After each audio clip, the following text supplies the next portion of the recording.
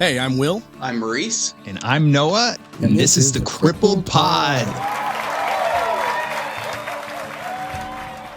You are listening to an unsponsored podcast. If you would like to sponsor this podcast, please reach out to us on our Instagram page. What's up, boys? What's up? This is it. Guys wearing hats. We do all got hats on. We can. I did pose the question. I could do without a hat and see if people liked it, but I know people don't like blonde hair these days. That's more of a 90s thing, so I will keep it covered. Blonde hair also has certain connotations. Yeah, really cool guy. That is my connotation. So we're not gonna dilly dally here. This is gonna be a long one. Jordan's gonna love this. We're gonna go right into this. Okay. So Jordan, let's go, Jor. This is for you, bud. Jordania. Good luck in SPF blah, blah. By the way, Jordan, I knew you were in there. I didn't know what group you were in. Will said, look what group he's in. Congrats, dude. Good luck. Good luck with that group. Okay. Does anybody have anything to say before we go into this? Because I'm just going to read chapter 20. No, I just want to reiterate that this is the last episode for Gardens of the Moon. We are wrapping it up today. Then this will change to Dead House Gates. Yes, the Fable Book Club has actually already moved on to Book 2, Dead House Gates. So you might find a copy that looks like this, or if you have money, you might have one like the one behind cover. Noah. So love that cover. I don't have money. Okay, let me get a drink of this Red Bull here. And I'm going to read chapter 20. Recap. Let's go. Murillo. Oh, you guys ready? 3, 2, 1. Chapter 20. Murillo and Raliknam ready themselves for the fete. Fete. Murillo accuses... I Googled it. Fete? Is that how you say it? Fete? Yep. Murillo, what do they say in the audiobook, Will? Feet. Do you remember? Fete. It's like fete. Yeah. Okay. Murillo accuses Kruppa of being the eel, so Kruppa erases his memory. Rake informs Baruch that he's in the mood to party. Circle Breaker sees Lorne enter the city. Lorne finds the bridge burners, Fiddler does an accidental reading of the Deck of Dragons, and Lorne challenges Witsy Jack to a sword measuring contest. Also, Sarah tries to kill Crocus again, but this time she recognizes the voice of the assailant, and he tells her that the coin bearer will not be harmed. Compliments of the prince. Whatever that means. In the Gadrobi Hills, what a chapter this was. The jagged tyrant, whose name is erased, awakes, takes a trip down memory lane, attacks the sleeping goddess, then challenges 5 dragons to a fist fight. Hood's balls, dude. What do we think, Quick Will? I really like what you've done to the intro, the recap. I really... Thanks. I hired someone who wanted to put a little pizzazz in there. I was gonna say we've jazzed up the recap a little bit. This is prep for Dead House Gates. Now I know what people want. We're gonna. Oh, I'm sorry. I was just totally caught off guard by how that went. All right. This chapter is Will. You're supposed to read the recaps before, by the way. I don't do that. I want to be surprised. Let's just start at the top. Kruppa is the eel. Yeah, so I love that because according to Murillo. Wow. And pretty much according to Kruppa, considering he wipes Murillo's memories. I think that my favorite thing in the book is when Kruppa does something that's like makes me go like, whoa, like that's a lot of power for that fat guy. Like pretty badass. Yeah. Right. Oh, and so when he just like waves his fingers and Murillo's memory just zapped away, that's nuts. That's one thing I like so much about Kruppa, where his power never like seems like power, because you see like animated Rake, like and later on as we get into more magic stuff, like when Quickman's doing something powerful, you know it's powerful. Kruppa's like, nah, no. He's very like understated kind of power. Yeah. Casual. He's so casual about it.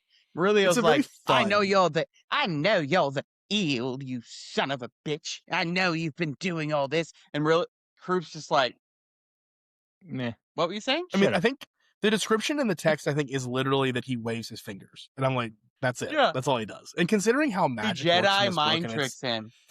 Well, like the magic in this book is very like explosive a lot of times when it's used, and it's like, these huge attacks and like warrens and like everything. But nah, Crippa's like, whoop, just no, you don't remember anymore. So there is a range, and it's cool to see Erickson show both that like incendiary magic, but also the like subtle magic, and also like we get in these chapters we get a glimpse of Denal, which is the healing magic, which works very like it's very intricate and like kind of complicated and sciencey. It's really cool that he does show that range, that it's not just all fireball, Yeah, I would agree. So I think that was one of my favorite moments in the chapter. I mean, we have a lot kind of happening in this chapter, as it's like setting up the like explosive kind of conclusion to the book. We also get Crocus Baruch connecting that Crocus is Mammoth's nephew and the coin bearer and all that. And we have at the same time Surratt still trying to kill him and being, kind of Looney Tunes out of it, which I still love. Like, bonk. It's like, it's just very, very funny to me. I also really love that Fiddler is playing cards with the deck of dragons. Just oh my god, it's such a good bit. It's such a good bit. Well, like the whole like nobody knows the rules to the game except for him is pretty fun. I think it kind of puts the people playing his games are like analogous to the reader of the book, and that like there are rules to Malazan, but we don't know what they are. Like that's Erickson. He's doing that. We're just along for the ride. And so you have Fiddler literally playing cards with like fate, which is crazy. And Lauren is like not cool with it. That's what's cool too is we've seen the deck of dragons so much in this book a few times now, and like I think the first time you're like, what the fuck does any of this mean?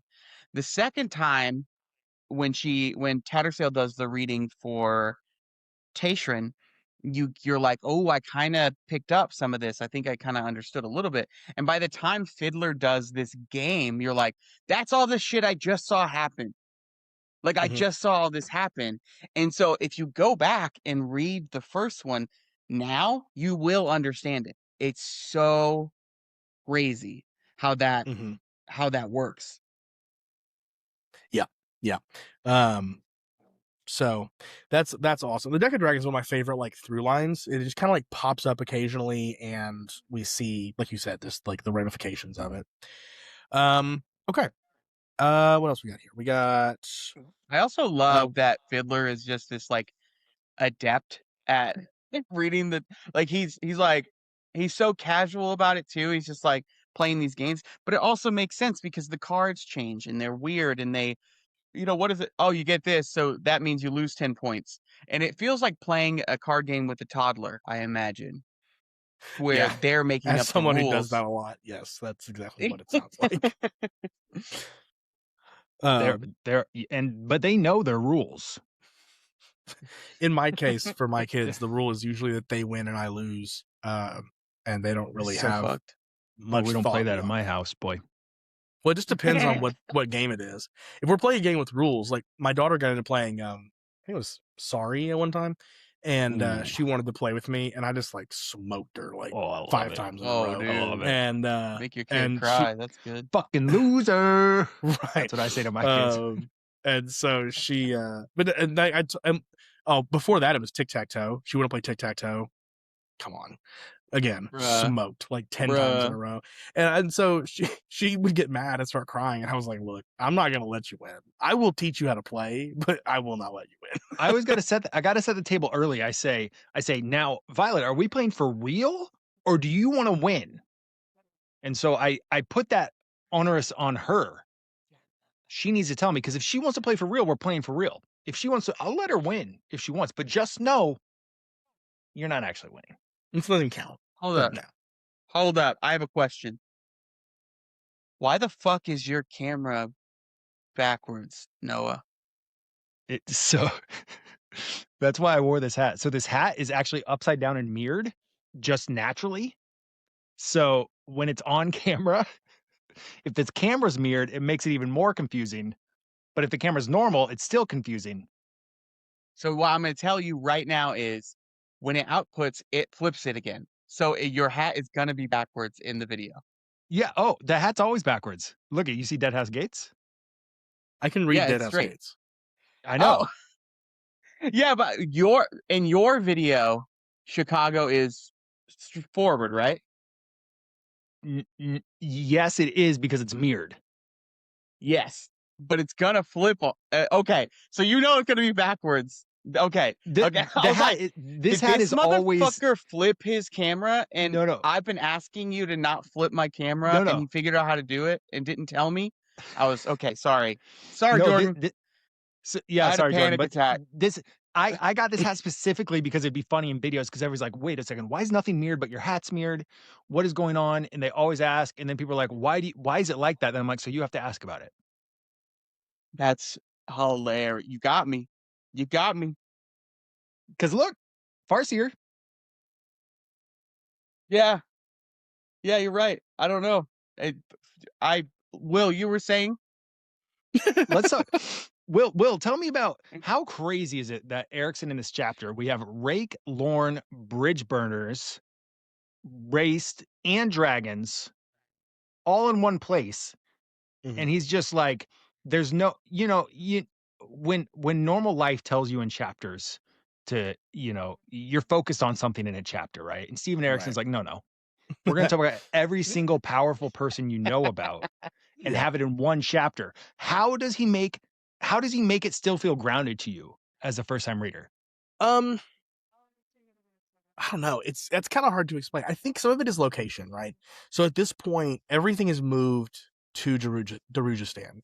And even in the other chapters, when things are not converging and we're kind of spread out, generally he picks a physical location and he kind of stays there. So it's not so much, I mean, the chapters obviously are following the POV of characters, but in another way, they're almost following the POV of locations. So you get like, this chapter is going to be in Darujistan. This chapter is in Pale. This chapter is in the Godrobi Hills or whatever. Now he breaks that rule a little bit here with Raced, but I think that's mostly just because he wants to introduce Raced at the end of a chapter versus like at the beginning. But the Godrobi Hills are adjacent to Darujistan. I think they've always been a part of the Darujistan story. Yes, because it's so close. It like links. You're almost following a path where like you start in Pale, you get through the hills, and then you get to Darujistan, and it's kind of like it's doing this the whole time. Yes, until it ends with the convergence, which is you're so right. You're so right. Is that in early he splits up these big people into their own geographies. So they get their own chapters. So by the end, when he fucking brings them all together, we already know them. They're introduced. Right. We like them. We have people we're rooting for. So he doesn't have like now we're not scratching our heads anymore about any of these people. We know them. I think that's how he gets away with it. Well, you shouldn't be scratching your head. As evidenced by our deep dive into some 1-star reviews, some people clearly are. Yes. But, and I mean, I don't know how. You talk about how does it feel grounded. I don't know that Erikson cares about it feeling grounded. I think that's maybe a misconception. I don't think that's the goal. I think that there are times when the story is very intentionally not grounded, and it's kind of like dealing with these big high-level concepts. And that's fine too. I think that in some ways with this book, I've had to throw out what I expect of conventional like storytelling in that way, because although I don't think it's like so highbrow it can't be comprehended, there is definitely a difference in the approach of Erikson versus, someone like Brandon Sanderson, right? So the approach is totally, we talked about this a little bit. You only talk about male authors? No. Okay, so I'm going to disagree with you, Will. I'm not even going to address what Noah said. I'm going to totally disagree with you, Will, and I'm going to say Only a little bit. I think I'm sorry. Malazan is grounded. And I think that is one of the biggest lessons I took from Steven Erikson as a writer. And one of the things I love about him is that when you get into a scene, even if the scene is ridiculous, you are there. You are sitting with these characters, you're walking alongside them, you're hearing them, it's like you're participating in the scene with them. And I think he has this immersive quality to his writing that is grounded. Like it literally grounds you into the soil with these characters. And I think so. I don't know if that's what Noah meant by grounded, but yeah, I mean, I say that not to imply that the story's not grounded in terms of like the characters. That's not what I was trying to say. What I'm trying to say is he bounces between ground level storytelling, like for instance, all the stuff with Crocus, right? It's very ground level. And then he bounces to things like Raced, which is very, very high level. And we're dealing with, the gap in these characters is massive. And I think that it's hard to do that in like the same set of like the same chapter, right? The same set of pages. Yeah. To make both of those things work, because with one, you're dealing with an existential threat to life, right? I mean, Raced is a character who clearly has the power to level cities, right? If he wanted to. So you have that happening. And then you also have this very ground level story of Crocus with a girl, right? And those are being told in the same chapter. I think that's what I took that question to be. That is hard to do. What you're saying. Yeah. And that's what I mean 100%. By he's not as concerned about staying grounded in that way. He will bounce between these various levels of plot. There's so much funny. There's so much comedy in these last chapters because purely for the fact that Raced is out in very near on the outskirts of the city fighting 5 dragons, and these people are going to a fucking party. They're just going to every other person is at this party. Right. And Raced is trying to get to the party. Right. And even characters like Rake, who is very aware of Raced and very aware of the fight that's happening. Even he's just like, yeah, I'm going to get dressed up. I'm going to go to the party. Have fun. What's the line from Die Hard? It's like, come out, have a few laughs, and that's like what Rake is doing right now while this apocalyptic threat is marching the power toward move. him. It's badass. He's just like, because he's literally said a couple of times, like, yeah, I don't really care about this guy. Yeah. If it gets too bad, I'll take care of it. Until then, like, it's your guys' that's insane. He's not even worried. He's like, I also love that though, because literally, itself. What was it, last chapter? Rake is talking about this, like, yeah, this is gonna happen, but like, I'm not too worried about it. And then we actually meet Raced, and we see like how strong he is, and like, kind of like by proxy makes Rake even more badass, but he's not even worried about it. Have you seen the picture from Broken Binding? Yes. Well, wait, is that Broken Binding or Sub Press? It might be Sub. I don't know. This one? Mm-hmm. Yeah, Sub Press. I mean, that's Subterranean Press. Yeah. But, oh my God. Yes. So incredible. This is what a Jagged looks like, ladies and gents. Jagged's always, they made orcs, me always think of, well, I thought of like a mix between an orc and a troll from WoW. Like it was like if an orc hooked up with a troll in they WoW. Look like, that picture looks like Elder Scrolls orcs to me with the tusks. Oh, interesting. Kind of There's humanoid. Also, there is also the Trell, which is another race that hasn't been introduced yet. They look more like apes, tusks. Right? Yeah, they have tusks, but they're bigger. They're like fucking, and they have like bristly hair, like bristles. Yeah, I imagine them like that step between ape and human, in like evolution. Kind of still really like flat cheek, wide nose, like me. Just like kind of like Planet of the Apes. That's how I picture wide nose like you. Yeah, I got a wide nose. Maurice and I both have a wider nose than you. First off, we're not together. What? I bet everybody I'm bigger get the same distance away than you guys.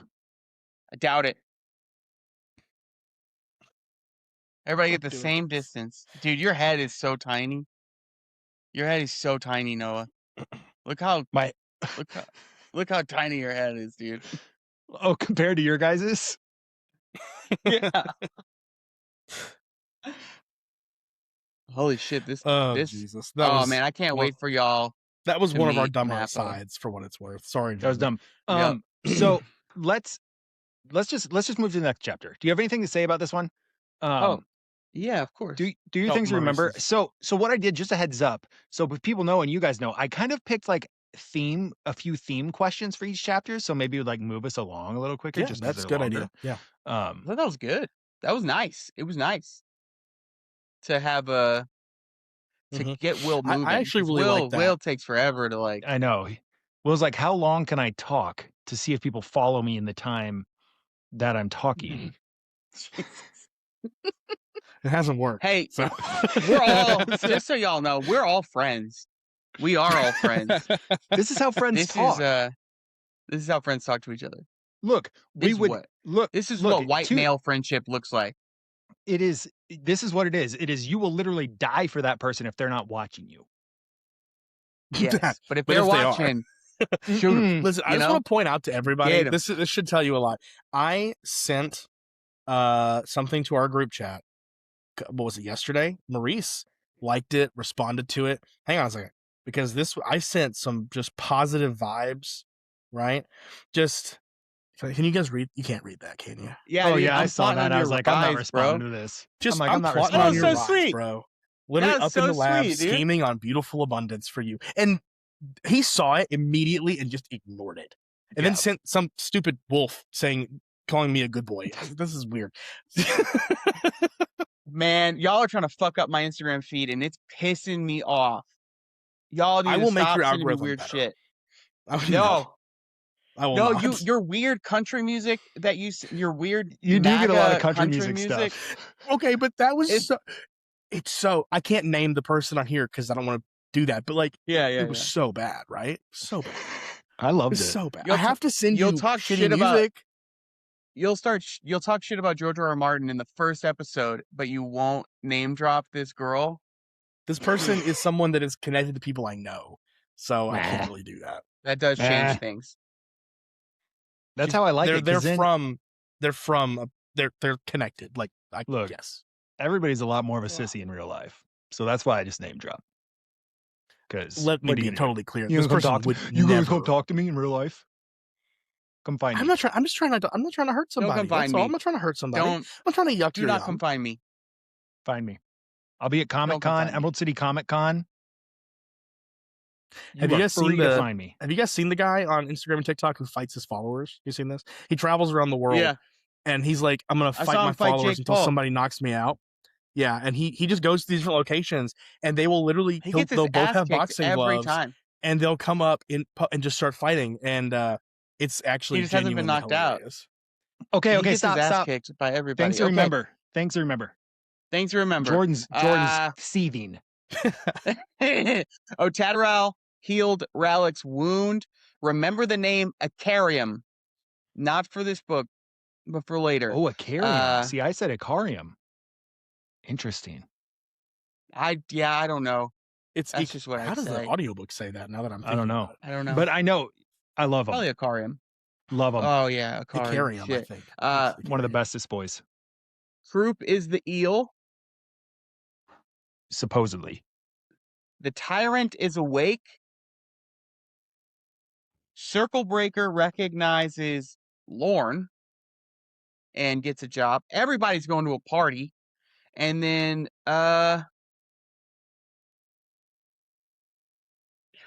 Sari's memories are bleeding into Apsalar. Like, she's starting to get, like, more, that's kind of coming to a head also. And then Surratt got bonked, and she finally figures out who's been bonking her. And it's some dude who works for the prince. And we don't know who the prince is. Or do we? Have we been told that? I think it was mentioned by Brood? Yeah, it was a while ago. It was a while ago. Okay, so I mean, it's not like you'll I think learn more Dujak later. might have mentioned it too, but it's always been in passing. It's not something. It's not of concern at the moment.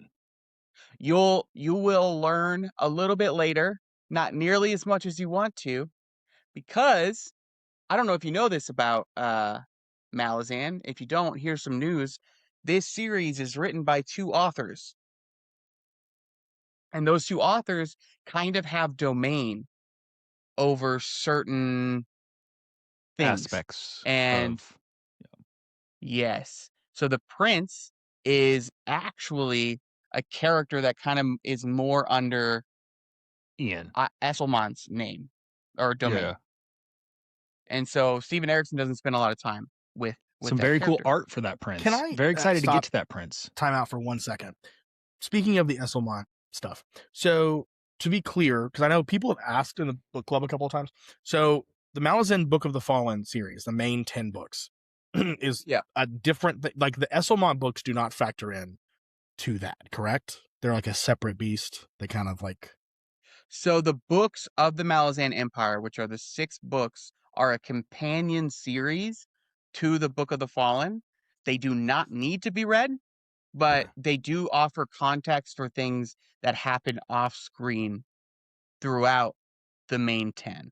So they do offer context. There are stuff like you do get to see more characters, you get to see more magic, you get to see things that Erikson hints at or talks about, and you actually get to see them play out. It's like the footnotes. Gotcha. So that is to say to anybody who's asked, because there have been a couple people have asked, that we are not reading the Esselmont books as part of this read through. Like this is just the Malazan Book of the Fallen, 10 books written by Steven Erikson. So just so anybody's curious, because I've had 3 or 4 people ask me that we are not. There's so many. Some of these questions, guys. Listen, I gotta address the group here. Look, I don't always respond to stuff, but I read everything. Just a heads up. There is, guys, you got to give us more than 4 weeks. There's some questions here where like there's people asking me like, well, when's merch happening or what book's next? I'm like, dude, it's February today.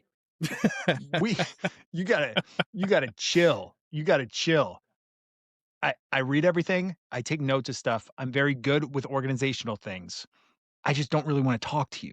That's where I stand. So just trust. I'm not missing stuff. It's just you got to give time. Meanwhile, me and Will are drafting up designs. We're working tirelessly. We are going to get there. We love you guys. We're here for you. We're your family. We will answer every question, and we'll have merch sooner than Noah would like. And he's not going to be involved in the process much longer. Listen, I'm the dad. They're the uncles. They are fun. I'm the mom. They're cool. They're gonna hang out. The mom. I'm the mom. Okay, you're just gonna bring us snacks and like take care of us. Okay, Will's what do you think a mom is, Will? Jesus Christ, dude. What the fuck does that mean? Just What's a snack wrong lady. with you two today? That you two not are what on I said. another level right now. It is not what I said. I have a 2nd. deep, abiding respect for mothers. Don't come at me. Don't you try to get me. Don't you try to do this shit to me, Maurice. Chapter 21. Can I get a drink? Baby. Can we pause real quick and let me get a drink? Yeah, go get a drink. Yeah. What kind of drink? What you guys don't have bourbon there, do you? You only make it. You don't drink it. What? Bourbon? You guys aren't allowed to drink bourbon, right? In Kentucky or something?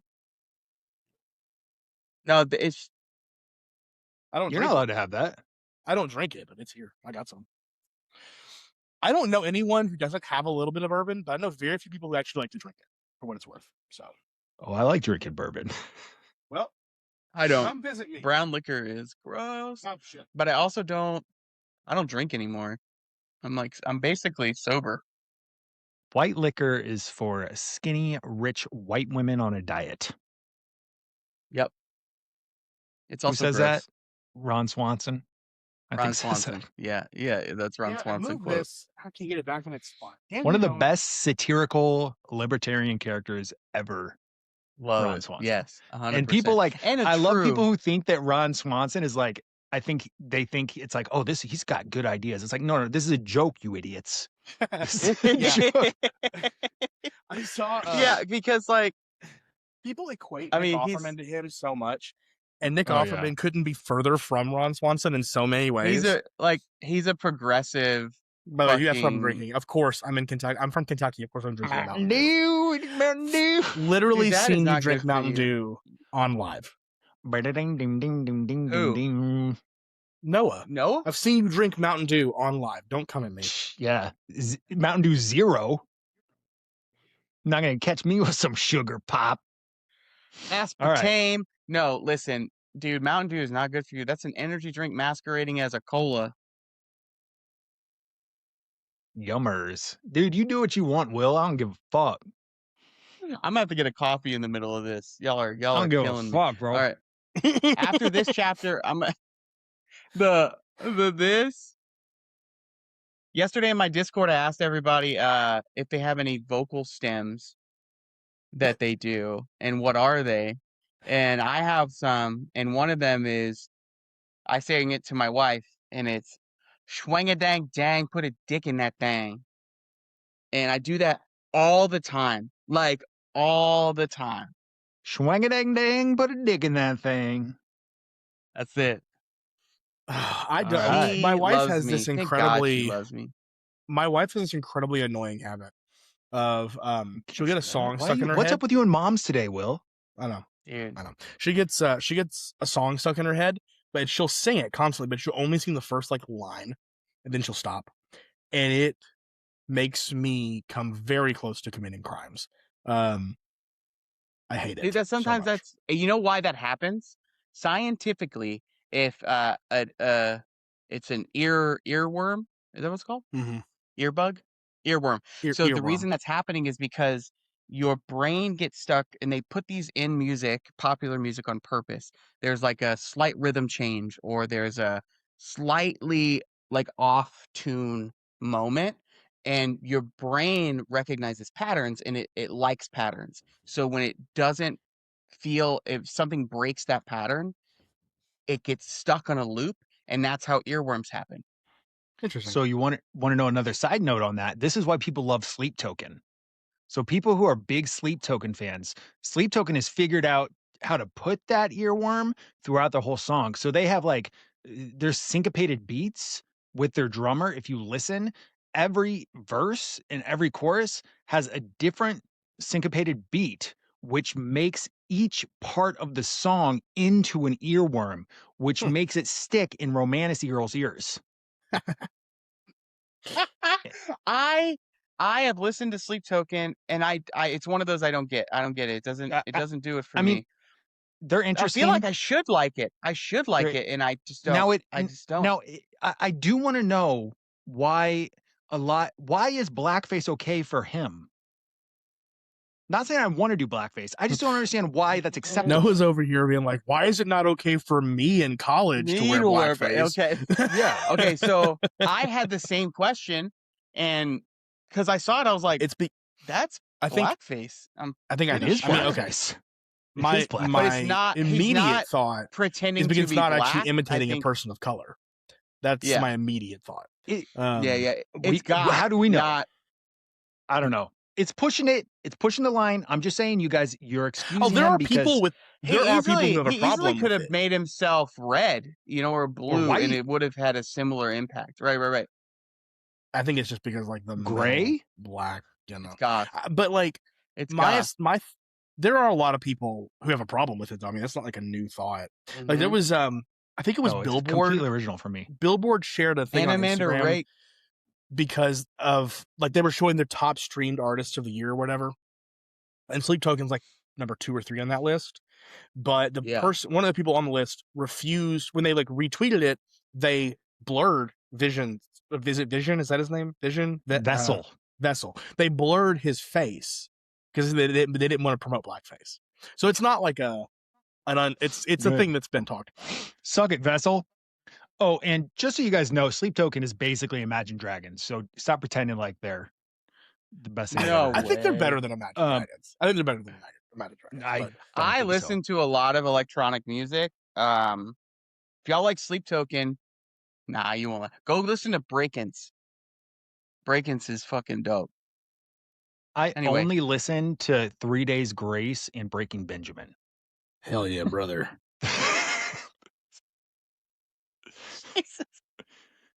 Solid though. I sometimes love some Alkaline Trio. Breaking Benjamin, and it's dude. just the Breaking Benjamin song from Halo 2. That's the only one.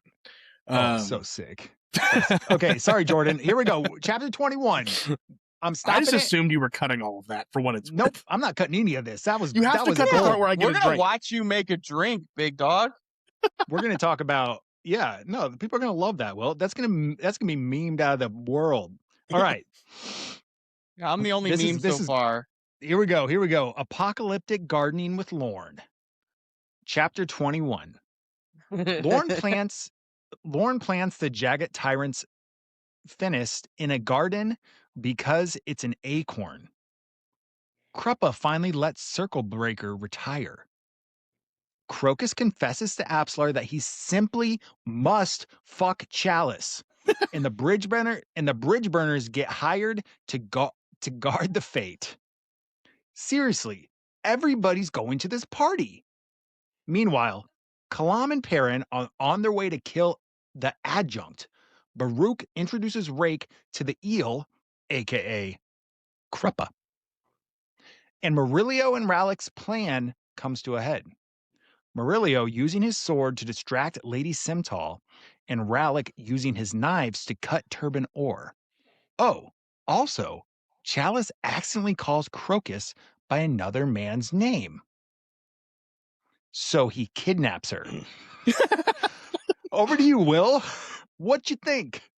Okay, I loved this chapter. There are some great moments in this. For one, Rake arriving to the party and nobody knowing who he is my favorite. He's 7 feet tall and carrying a giant sword on his back.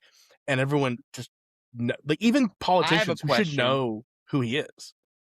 Spoiler alert for the final chapter. So if you have not read this final chapter, mute the next 30 seconds, starting now. Do you think his mask is a mask, or do you think he partially veered into a dragon? Because I kind of have the suspicion. I think he might have veered, like just his head. Although there was the comment about how cool the mask was, and wondering if the hair was part of the mask or not. So yeah, but his dragon form has a silver mane. But when he talks, wouldn't he move his mouth? They're like, pretty soft that mask looks so real. You know, that's what they're like, oh, what a cool mask. Okay, Noah, you have kids. Although you have girls, I'm not sure if they have these yet. If they have these, the dinosaur masks where they talk and it moves the jaws. Have you seen those? Yeah. Girls do like dinosaurs too, Will. I'm not saying that. Jesus fucking Christ, I can't. So far, y'all are a problem. Y'all, if y'all get canceled for this, I will finish the podcast by myself. I will. Right. I'm going to make a commitment to all of you. I'm making this into my comment sections on my videos, basically. I just say the most mundane thing. Someone's like, you fucking hate immigrants? Like, what? What are we talking about? So, anyway. Get that from my... Yeah. It could be one of those masks, I guess. But that was my point. You can now unmute. Unmute! If they're muted, they're not going to know that. They're not. Everybody's listening to this. All right. Unmute. All right. So Will loves this chapter. Got him. I do.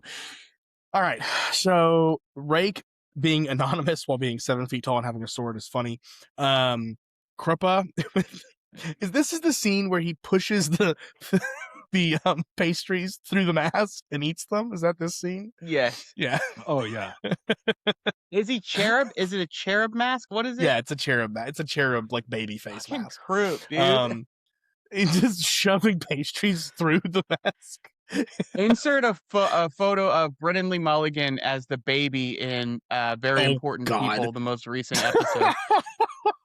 God, that's oh god, that'll take us on another tangent. Anyway, no rabbit hole. So that's great. My favorite scene though was probably my favorite moment in this chapter was probably when Rake stepped up to be Rallick's second. That's probably my favorite moment. Is that in this chapter as well? God, so much happens in this chapter. I think it is. Yeah. It is. And he's like, I'll do it. Yeah, and Orr's like, why? And basically says, like, because you're a dick and I want this over with. So, yeah, he's like, I'm gonna kill you, little bitch. He's like, I pretty much, he's like, I know people like you and you all deserve to die, so let's just get this over with. So that was awesome. Love that scene. That was like a hell yeah moment for me, like when he steps up. Oh God, what else even happens? Lorne planting the fence because it's an acorn. Very funny logic to me. Hilarious. we got well, we have fucking Murillo banging Cole's ex-wife. Yes. Yeah. I like how someone in the book club was like, he didn't have another way to distract her. Right. That's it. He's like, we're gonna fuck, dude. I'm gonna go. That's all I can do is fuck her. What was he planning to do if Rallick wasn't ready to fight? What was he gonna do? He was gonna fight, or I don't know what his plan was for Simtal. Same time. Dual both swords. Same time. It's like there's a scene. This is a movie that probably nobody has seen, but there's a movie, I think it's Clive Owen's in it, and Monica Bellucci, called Shooter from like 2005. Like a really shitty like action movie that came out straight to DVD. And there's a scene where he fights off a bunch of guys while having sex, and it's like the scene. That's what's in my head right now. It's like it's a really stupid movie, but isn't there an Arnold Schwarzenegger movie where something like that happens? In this one, he literally is just carrying her around the room, shooting guys as they come in the door. Which yes, oh my God, that's him in Shooter. Yeah, I think it's Clive Owen. Though. Did you say Arnold Schwarzenegger? Oh no, I said Clive Owen and Monica Bellucci. Okay, Arnold. I swear to God, Arnold Schwarzenegger has a very similar scene in a movie. I don't know. My dad showed me way too many inappropriate films when I was a child, and I saw Titanic in theaters when I was like 9. Shoot 'em up. I'm sorry, Shoot 'em up is the name of the movie. With Clive Owen. Bruh. Shoot 'em up. Shooter is a Mark Wahlberg movie. Yeah, Shoot 'em up. Yes. And it is. When I was 9, so dumb. I saw the movie Tales from the Crypt.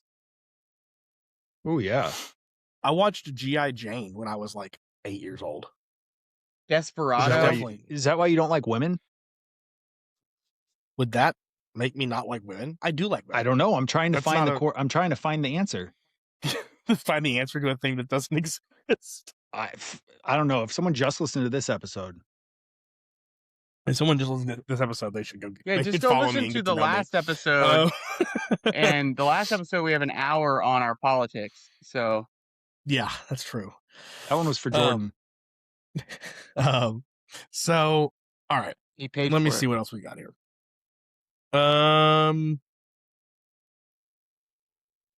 Crocus. Oh, and Murillo after he bangs her. Oh, yes. Yeah. Rallick comes next up, chapter, isn't it? And they're like, that's next chapter. Hey, no, this happens it all happens here. And he's like, hey, you're done. You're done. And they leave, and Murillo's like, here's my dagger. Kill yourself. And leaves. And she does. Yeah. Yeah. That I mean, it really kind of, we've known that their plot was some sort of revenge against Simtal for what happened to Cole, but that's a brutal finish to that. Like, murders her boyfriend in her house, has sex with her, and then gets like, you know what, by the way, you should just fucking die. Here's a knife. And just walks away. You should kill yourself. Like, and she dies. That's insane to me.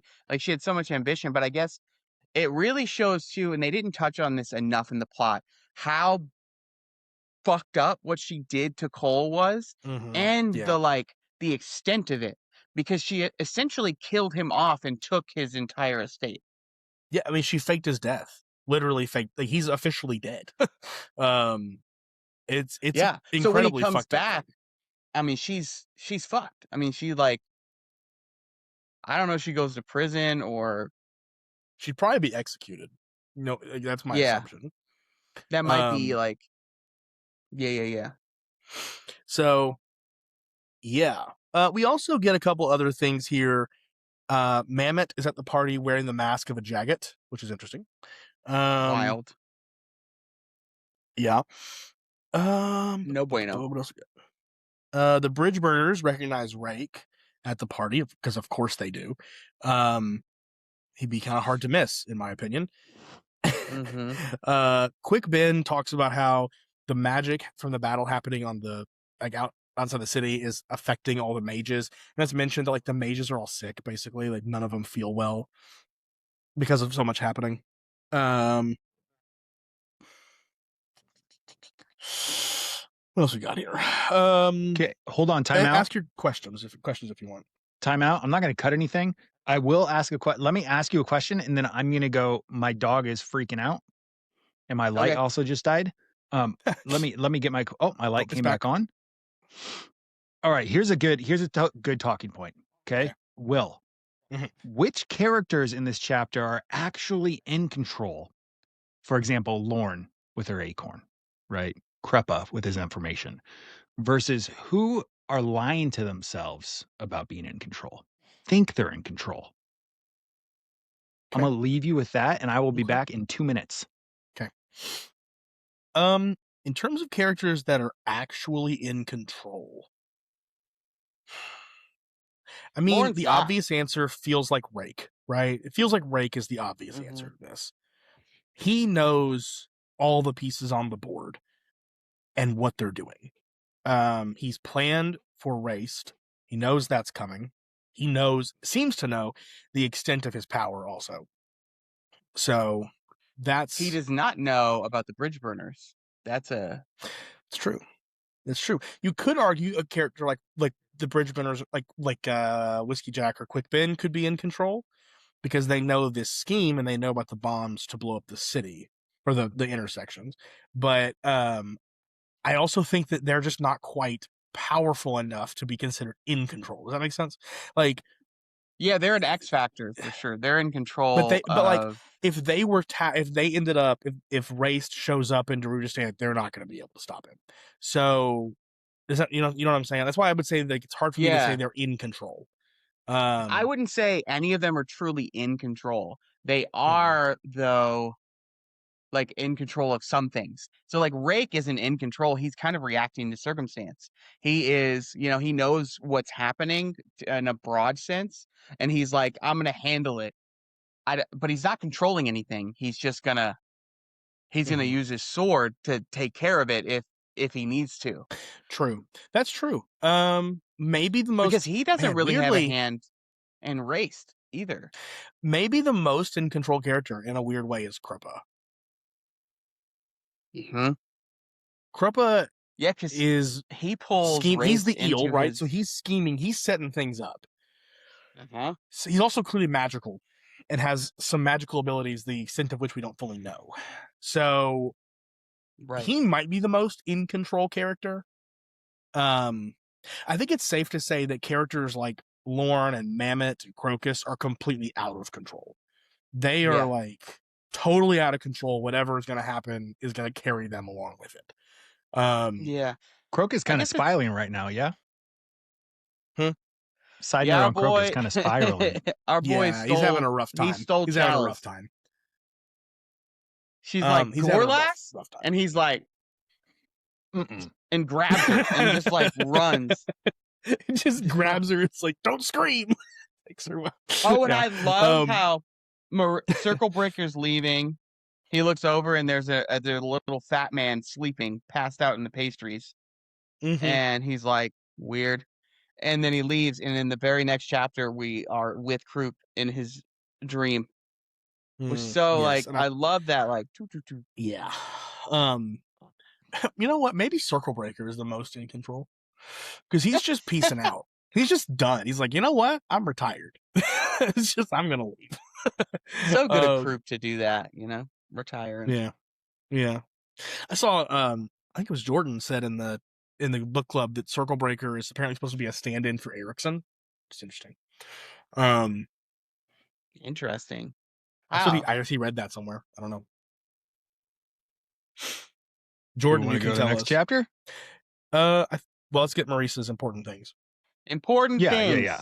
Obviously, always important things. What do we need to know? Lauren plants the thinnest in because it's an acorn. Crocus is an idiot still. Callum finally does something to get the attention of the Assassins Guild. Mm-hmm. Yes. He goes into that bar and he's like, all right, fucking get me the assassin lady, because I'm done trying to pretend like this. I'm going to do this subtle. I'm not going to do it subtle. Do it. And they're like, well, that's not how you mean. He's like, I don't give a fuck. This is the last day. If not, I'm coming back here and I'll burn this fucking place down. And they're like, okay. And he leaves. And I was like, that's such a Callum move. Callum would burn a bar down for like, fuck y'all. Rake wears a black dragon mask. Remember that. That's important. Mm-hmm. Croup is the eel. For sure, undoubtedly, it is officially confirmed in this chapter. It's kind of like alluded to in the last one. Confirmed in this one. Turban Orr is dead. Simtal is dead. And really, that kind of points to Murillo and Ralik Nam really had things in the bag. This whole book, they had a plan, and they did it. And their story kind of comes to an end, almost fully. Their story comes to an end in this chapter, and that's it. Great work. The reason I'm moving this along is because this next one is humongous. Yeah, I want to note one last thing. I really enjoyed how quickly Ralik Nam killed Turban Orr. It was so dope. That's no problem. That's an example of what you're talking about, like the power levels disparity. You know how Turban Orr is like the best duelist amongst the nobles and has this reputation, and Ralik literally kills him in one move. Incredible. So sick. That's what I like. Continue. I'm gonna go make a coffee while you do this. I'm gonna be listening though. Okay, perfect. Chapter 22. Race beats the crap out of the dragons, but not before losing basically all of his skin and his meat too. Then he gets sucked into Kruppa's dream, offered a chance to die at the hands of Tool, the first sword of the Talana Mas Empire, and he chooses to transfer himself to another body. Meanwhile, Perrin and Kalam find Apsalar. Fiddler and Hedge head off to blow up the streets. Ralik meets Vorkin, the master of assassins, and Chalice officially breaks up with Crocus, even though they were never together. And he's like, actually, I was going to break up with you. So then, yeah, it's not over. Mallet finds the old seer lady in Apsalar's head. Ralik is left to guard a stump, and Kalam hires Vorkin to kill the mages of Darujistan. Then the shit hits the fan when the Jagged Tyrant takes over the body of old Uncle Mammoth and attacks everyone at the Fate. Quickbin reveals he has access to 7 warrens, which is super weird and not normal, seeing as most people only have access to 1. Perrin is knocked into the warren where he finds Tool fighting a big tusked tree. Whiskey Jack gets his leg broken and Hedge blows up Mammoth. Proof that sappers and Moranth munitions can kill anything, except the Jagged Tyrant, which is still alive and getting swallowed by the Azath House. Quick Will, what does this mean for the broader Malazan story? And what in the fuck is the Azath House? Yeah, I don't know the answer to either one of those questions. Perfect. Yeah, it so this chapter is a lot. Like a lot. And do we want to talk about the missing meat? Talk about race missing meat. Missing meat. What would you give up to be able to kill some dragons? I don't know that I'd give up meat. That scene where he's like knocking him out of the sky. 2 of them have already they were like, they went back to Moonspawn. And Selena, is that her name? Solana. She's kind of limping along. She's like, I'm gonna fight you still. And he's just like this. All of his, I just imagine him like kind of like a tornado of skin, meat, and bones with like his eyeballs floating, just kind of floating in this omtosphalak kind of powdery blue, like magic aura. And that's him just like laughing as his body's reforming slowly, you know? That scene is so fucking cinematic. It's crazy. Yeah. It's just the whole sequence with him fighting the dragons. I thought, as I was like reading it and listening to it, I was thinking, if they adapt this to like the screen at some point, I have no fucking clue how they're going to make this scene, how they're going to do this scene. You know what I mean? Because it's it's just kind of hard to imagine it could be done justice. You know, in any way that like with special effects. So yeah, then he gets sucked into Kruppa's dream. Yep. And we get this whole thing where Race like attacks him, and Crippa just pops up behind him, and it's like, that was a really nice try, actually, but I'm still here. So again, there's another moment where it's like, oh, how powerful is Crippa? Because that was pretty. I mean, I know it was a dream, obviously. What do you think about Cruppa like giving him that? Like that kind of gives like a taste. Every once in a while, you get a taste of Cruppa's like actual personality, and like giving him the option to like, hey, you can die honorably if you want to. Right. Like it kind of shows like Cruppa's like kind of chill. Yeah.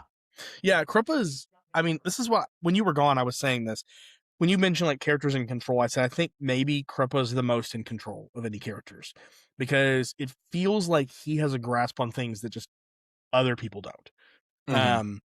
And that's an example of that, basically, when he's confronting this ancient evil, you know, world apocalyptic level evil threat. And is like, you know, you still have a chance. You could just go die, actually. Or we could kill you.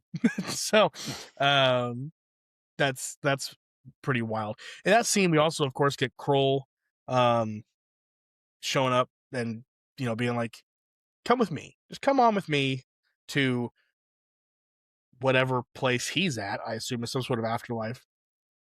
You know, it's a wild scene. And of course, Race is just like, nope, and zips off to take over Uncle Mammoth. Poor guy. Oh yeah, he doesn't care. So I think that let me see here. I think one of my, let me make sure I'm in the right chapter before I say anything about this. We also get some insight into Tool, which is kind of cool in this chapter. Yes. Well, any Tool scene is good. I love any Tool scene. Yeah.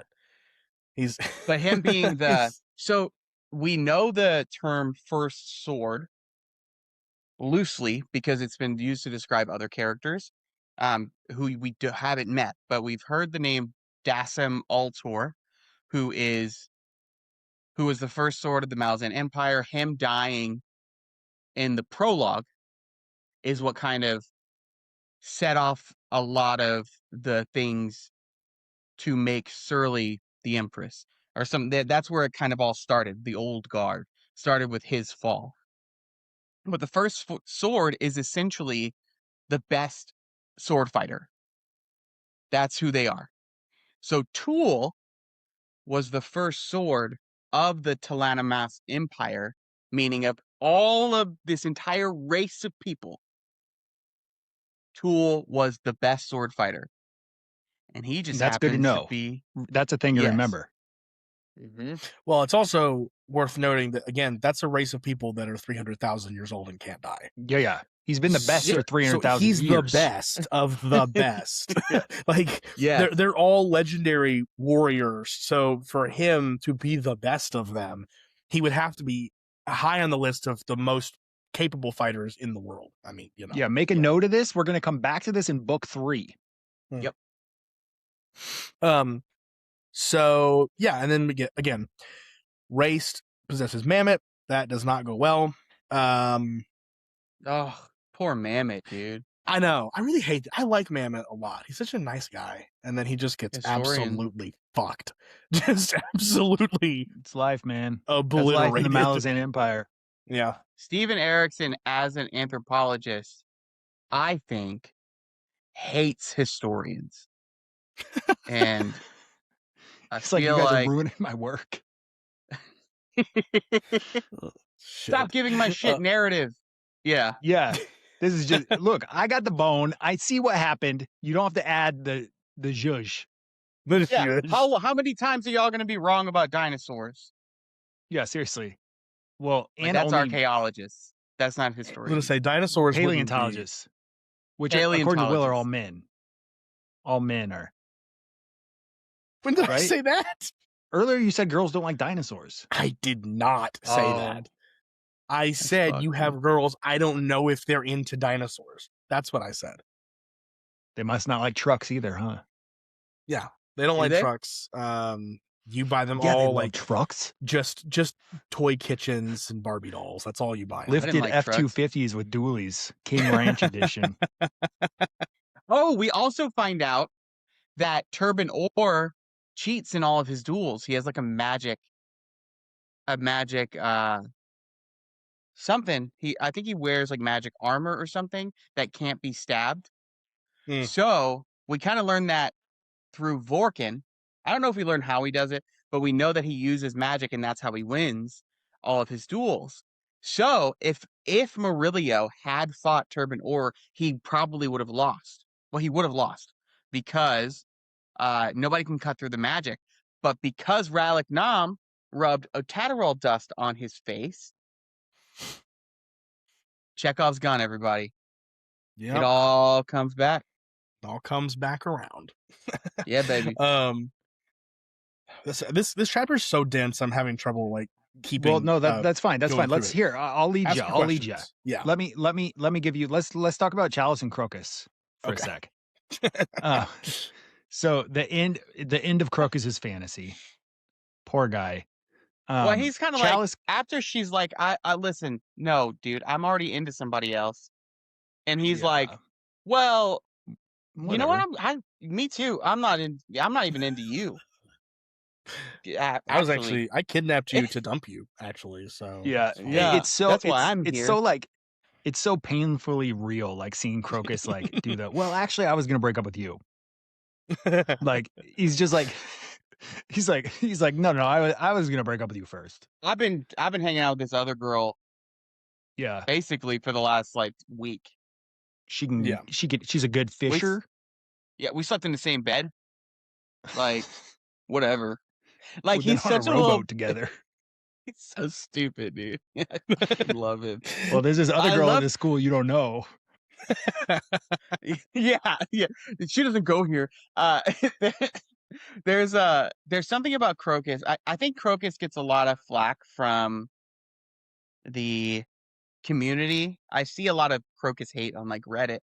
But I like Crocus. I think he's so stupid, but it's like it's perfect. It is like finally we have an author too who writes a child or a teenager like a teenager. Yeah, he's not an adult. It's not like Six of Crows was written with basically 28-year-olds as the main characters, but they just changed their age to 17. And like here we got a 16-year-old and he really feels like a 16-year-old or a 15-year-old. I don't even think he's 16. I think the reason he gets hate is because the people who hate him are him. Like that's usually the case with most things when you give people hate. I'm sorry. Yeah. No, you have a point. You have a point. You are him. You have a point. Yeah. Also, you would pretend like you were breaking up with the girl first. I know you. Yeah. Are you asking Reddit? me? Yeah. Reddit. No, like, Reddit commenter. I know. Yeah, Reddit. God, how can Reddit be like the best place? Like Reddit is simultaneously full of some of the funniest people in the world and some of the most booty hurt bitches to ever exist. And I just missed 2010 Reddit. Yeah, agreed. New Reddit. I wasn't on Reddit in 2010. So. I'll use Reddit for like it's very useful for finding like certain things, but it's like every Google search goes to Reddit now. You know, it's my favorite. Yeah. That's my favorite thing about AI is that now Google pulls from Reddit automatically. Now I don't have to type in what is this Reddit. thing? Reddit. Right. It's just gonna come up. Yes. Is this, speaking of Crocus, is this also the scene where we find out that Chalice wasn't the one who, she didn't like betray him? Yes. She didn't. Yeah. Mm-hmm. So that's they got an to see her. Yeah. So, Mm-hmm. and so that's interesting development. Let's talk about tell me how Quickben isn't just cheating. Oh, okay, yeah, let's talk about Apsalar. What do we want to talk about? Apsalar? Okay. Tell me how Quickben's not cheating. He's not. This isn't multi-classing. He's cheating. What does it mean, Will? What does it mean, Quick Will? You're named after him. What does it mean? I don't know. Oh, are you an ice agent? You look like an ice agent. Oh no. Oh God. No, it's just to protect my face. It came with the hat. See, it connects. Oh, sick. So you bought that hat in like 2020 then, or 2021? Oh yeah, I bought this hat. I bought this hat a week and a half ago for the winter apocalypse. And I used it. I haven't had that yet. Once. Dude, it's fucking. It's white out there right now. Well, hold on. I got to hold on. I'm reeling us back in for Jordan. Okay. Yes. So when it comes to Quickben, how does this kind of recontextualize earlier scenes with Quickben? Now that well, it feels like he was holding back, right? In every scene that we've seen him use magic at this point, I'm like, damn, I feel like he could have done more. That is a really good. That's a really good. So we've seen him do a couple of things, and what we know about Malazan magic at this point is everybody has their own particular flavor. Every Warren has its own flavor. Makra is this. Denol is this. And all mages that we've seen have access to just one. They pull from one place to do all of their magic. We have now learned that Quickben can pull from 7 different Warrens at the same time. But which is not normal. But he has been hiding that fact. We kind of allude to this early in the book with Tattersail when she's like, hold up, why is that dude not a high mage? And Whiskey Jack's like, none of your business. And she's like, there's something weird about that guy. He should definitely be on everyone's radar, but why have I never heard of him? And so Quickben is hiding in plain sight and does not want the recognition for the power he has. We also know that he's supposed to be dead. So there's a lot like, maybe it had something to do with the fact that he had a price on his head from the Warren of Shadow. We don't know. We don't know why, and we don't know how Quickben has access to so many Warrens, why he's so powerful yet. Yeah, because what he says is, awaken the 7 within me. Then shrieked as 7 Warrens opened within him. Agonized scream rode the cascading waves of power as it swept across the terrace. So this is not something that seems pleasant for him to do either. Yeah. Definitely feels like this is not good for him. And he can't maintain it a super long time either. It only, like in the book, it lasts 1 paragraph that he manages to keep all 7 open. So I can only do this 1 paragraph, guys. But he's able to hold back Race for that second, which is crazy because we just saw Race beat the shit out of 5 dragons. Yes. Yeah. Which is like the power scaling in here. Erickson does such a good job about like showing how powerful someone is and then just immediately letting somebody else kick their ass. And it's so weird. I mean, it was in the dream sequence. Who was it that said to him? Race was like, no one in this time can defeat me, and like a mortal can defeat you. And then he immediately gets defeated by a mortal. Well, not defeated, by but Hedge. Like, Hedge, dude. Hedge throws a fucking was it a sapper? No, not a sapper. They said the names of the bombs? They said something. Hang on, I think it's Sapper. Malazan, Sapper is what they are. Yeah. And they use, there are several different types, but one of the biggest one, the scary one, is called a cusser. Arbalest is what they called here. The saboteur's eyes shone with a manic glaze the wizard recognized, and a large, bulky arbalest in his hand pointed directly at Mamet. A wordless, wailing scream came from head, blah, blah, blah. An arbalest is a bomb thrower it's like a... Yeah. It's like a crossbow. Yeah. That's an arbalest. But they don't actually ever say what the bomb is called. No. I think it's a cusser, but I guess we haven't really gotten into what all the bombs are yet. But they are... Dude, fucking sappers are dope. If you are reading the Esselmont novels, Esselmont calls them saboteurs, not sappers. Erickson calls them sappers. Don't know why they use different lingo, but they do.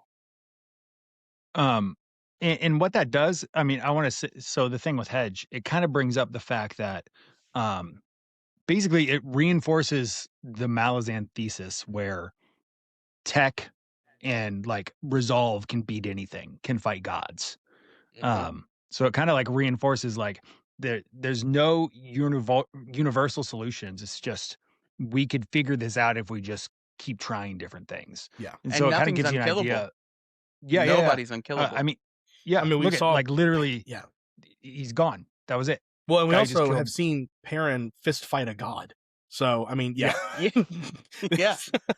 Also, Perrin. We find out Perrin has hound blood. Now he's a hound, kind of. Yeah, we haven't even talked about that scene where they fight a tree. I thought we could talk about the Perrin thing next chapter because we get more. We get more of it. Okay. Yeah. We'll dig into Perrin more next chapter, just because I feel like that's what, because then we get more hound stuff. Okay. Yeah. Also, Apsalar. We do find out that Apsalar, Mallet's like, he's going through her mind. And he's like, okay, so Cotilion's gone. He confirms Cotilion's gone. And he's like, there is some weird lady in here, though. And they're like, why is she in there? It's like, I don't know. She's kind of, I think she's protecting her. I get kind of benevolent vibes, but I don't know. She could just be trying to like arrest control. And they're like, okay, well, just, I don't know, just let her, I guess. and they're like, okay. And they fucking do. They're just like, yeah, she's obviously doing something here to protect Apsalar. We're just going to put it stop to that. For some reason, they're like, she deserves to know how she was used. I guess is kind of like the vibe of like, the bridge burners are always like, fuck the gods, dude. Fuck the gods. Fuck the people in power. Fuck you. Like, we only like each other. Like, that's kind of their whole energy. It's my energy. We know. That is. You've seen your posts. Okay. I love it's a one-liner in the recap, but like Ralik Nom is left to guard a stump. Oh yeah. There's a much bigger deal than so stay here. So there's this like menacing stump that's growing where the beginning of this chapter, Vorkan's like, Ralik, stay here. Your Otatarol dust, whatever the fuck that is, that's keeping this thing at bay. Just stand here. And he's like, okay. And then she leaves. At the end of the chapter, we come back, and Ralik's like, well, it's a house now. And it's like, what? What do you mean it's a house now? It grew a house, and he basically like overpowered his Otatarol dust. So it's the Azith house is the weirdest thing in this book. I'm just gonna go ahead and say it. It's the weirdest, most confusing piece of this book. So what do you think? Okay, so I say Azath, but what do you think the Azath house is? I have absolutely no fucking clue. I had a guess. I think I had a guess. I mean, after it's something like, it seems like some sort of protectorate is at least the way that Ralik is thinking about it. Immune system is how. Yeah. Immune system. It's a prison for viruses, basically. It doesn't destroy stuff, it just contains it. Yeah. Well, I mean, that's what grabbed raced right at the end. Like it could be an issue if something happens to this house, I would guess. Mm-hmm. Mm-hmm. If it's containing him, that could lead to a lot of bad things. Yes. And so these they keep saying an Azaf house in the middle of Darujhistan. So we know that the Azaf houses are also like a thing. They're a thing that exists in this world. And are we to assume also, I guess, that every one of them is housing or jailing? They're like jailers for really like universal level or world level powers. Gods, tyrants, ascendants. Yeah. All the big boys. The big boys. I wonder if the fact that and girls book 2 is called Dead House Gates has anything to do with the houses. I'm going to tell you what, right now, that title is very misleading. Is it? But there is a storyline, I think, in book 2 that kind of touches on that, but the main storyline of book 2 has nothing to do with that, and has everything to do with the background, the cover art on that. Yeah, the hounds. Yeah. No, never mind. Not even that. Mappo and Icarium. Yeah. And then we also meet the big Raraku, the Raraku deal. So because the cover art is the cover art is hounds right there. So. Hold on, I gotta Google something. Yeah, but there's stuff on the bot. I love Dead House Gates. I'm starting today. I'm excited. I mean, people tell me it's like the best one. I know I've had multiple people tell me it's the best one. I like Memories of Ice more, but I do really like. Oh my God. I really like Dead House Gates. So oh man, this story's in here. Fuck, this is what Dead House Gates is about. Right there. That's what Dead House Gates is about. Yes, that's a good. Remember the name. This is a really good scene. This is a really good scene. Yep. This just continues my thing about Malazan having the absolute worst, like massive, like generally available cover arts. So yes. Let me say this. I want to. We'll get to this at the end because I genuinely have so many questions for you, Will, as a first-time reader. Because and we're gonna do a reflection. That's why we got to get through these chapters. I want to do a full reflection. I think we kind of. I think we can touched on all the important things. Yeah, except for one thing, and it's that at the end of this chapter, Callum's like, "The Gray People." And we finally have been. Erickson's mentioned them. You mentioned this earlier in the book, and I was like, you mentioned it. You're like, who the fuck are these Gray People? It's so weird. They keep coming up, but we don't know who they are. What are they? What's their deal? We now know their deal. They control the fire, and that leads Callum. He keeps seeing him, kind of like his mind is telling him, "Hey, dude, pay attention here. Y'all need to focus." And it's so funny. I always think about this. I'm like, we have these smart ass people who have infiltrated the city. They've been masquerading as workers. They've planted bombs in every city street in downtown Darujhistan. They're fucking terrorists, basically. And not one of them was like, where's all this blue fire come from?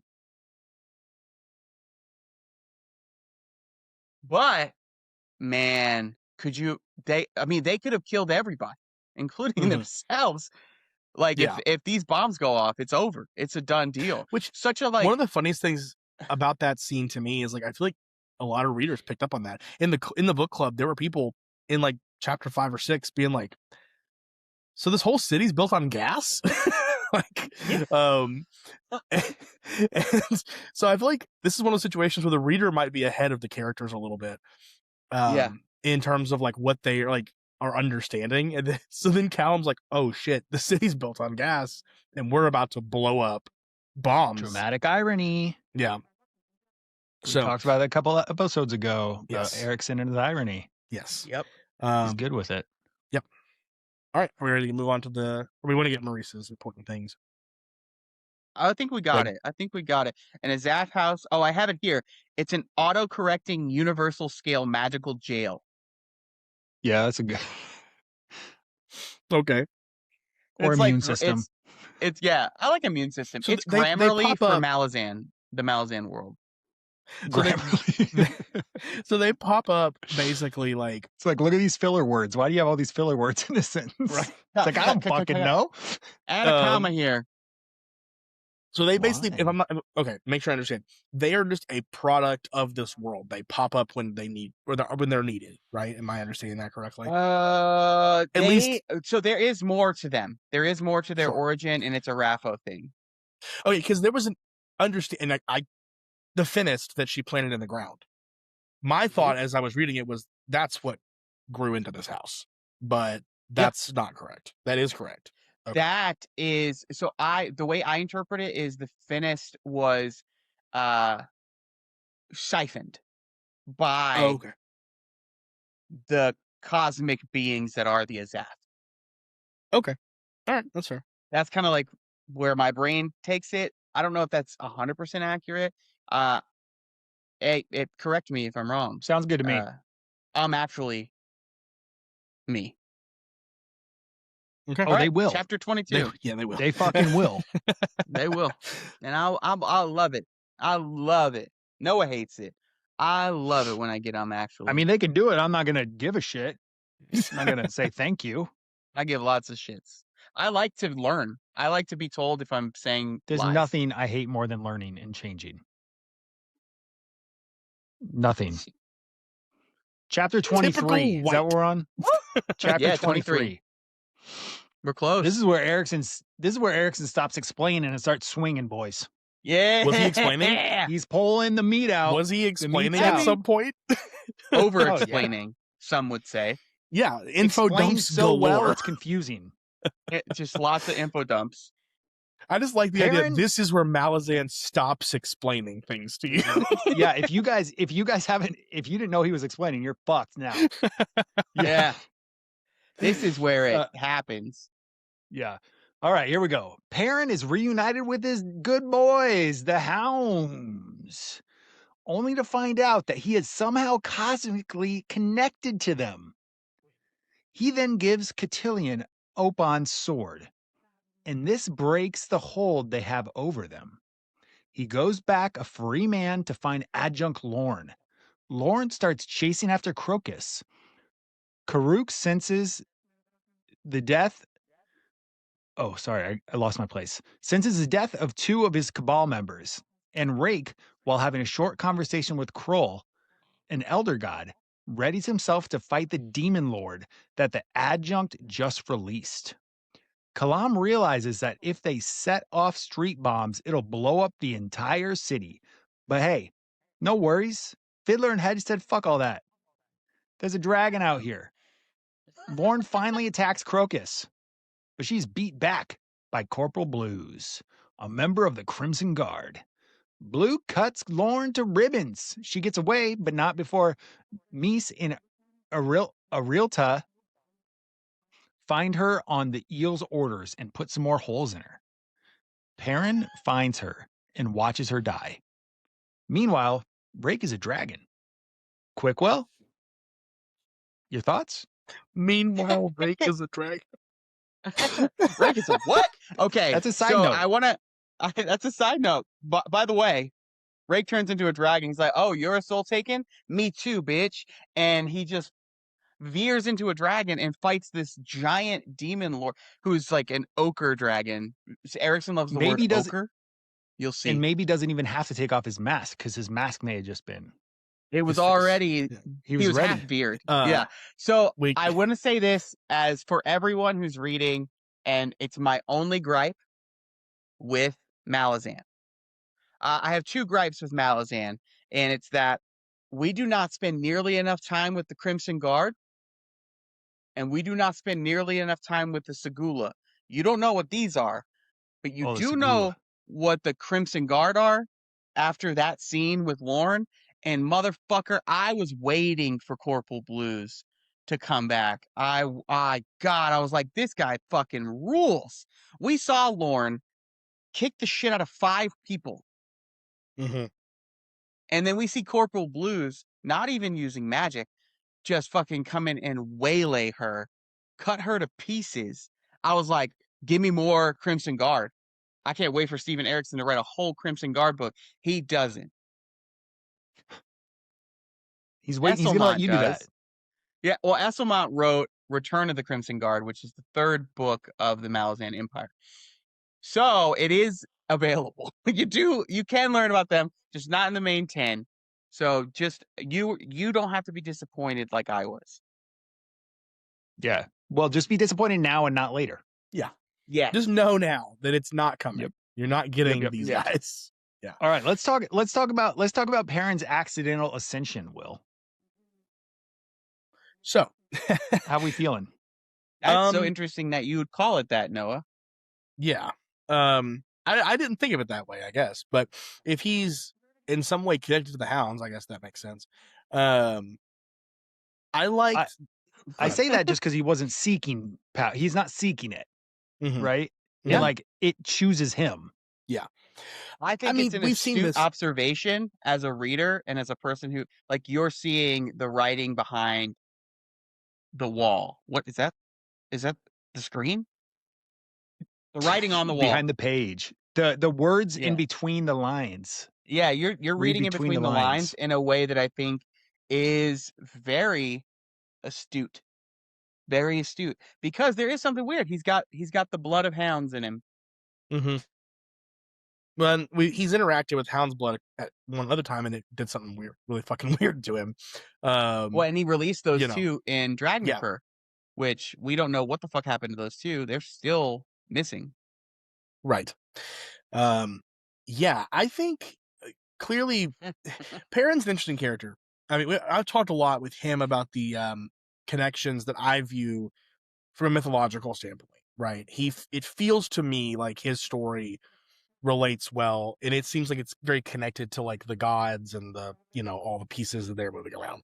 I liked that he's finally seemingly free after giving his sword over to Cotillion. I don't know what that's going to do though, because Cotillion is also a god. So like, what's that? You see what I'm saying? He gave his sword to Cotillion. He didn't give power over himself to Cotillion. He gave power over Opon to Cotillion. That's what I meant. Yeah. So can Cotillion now command or do something about Opon? I don't know. So there's a link. There's definitely a link between them now. I think that. I mean, Perrin was told when your luck changes, give someone the sword.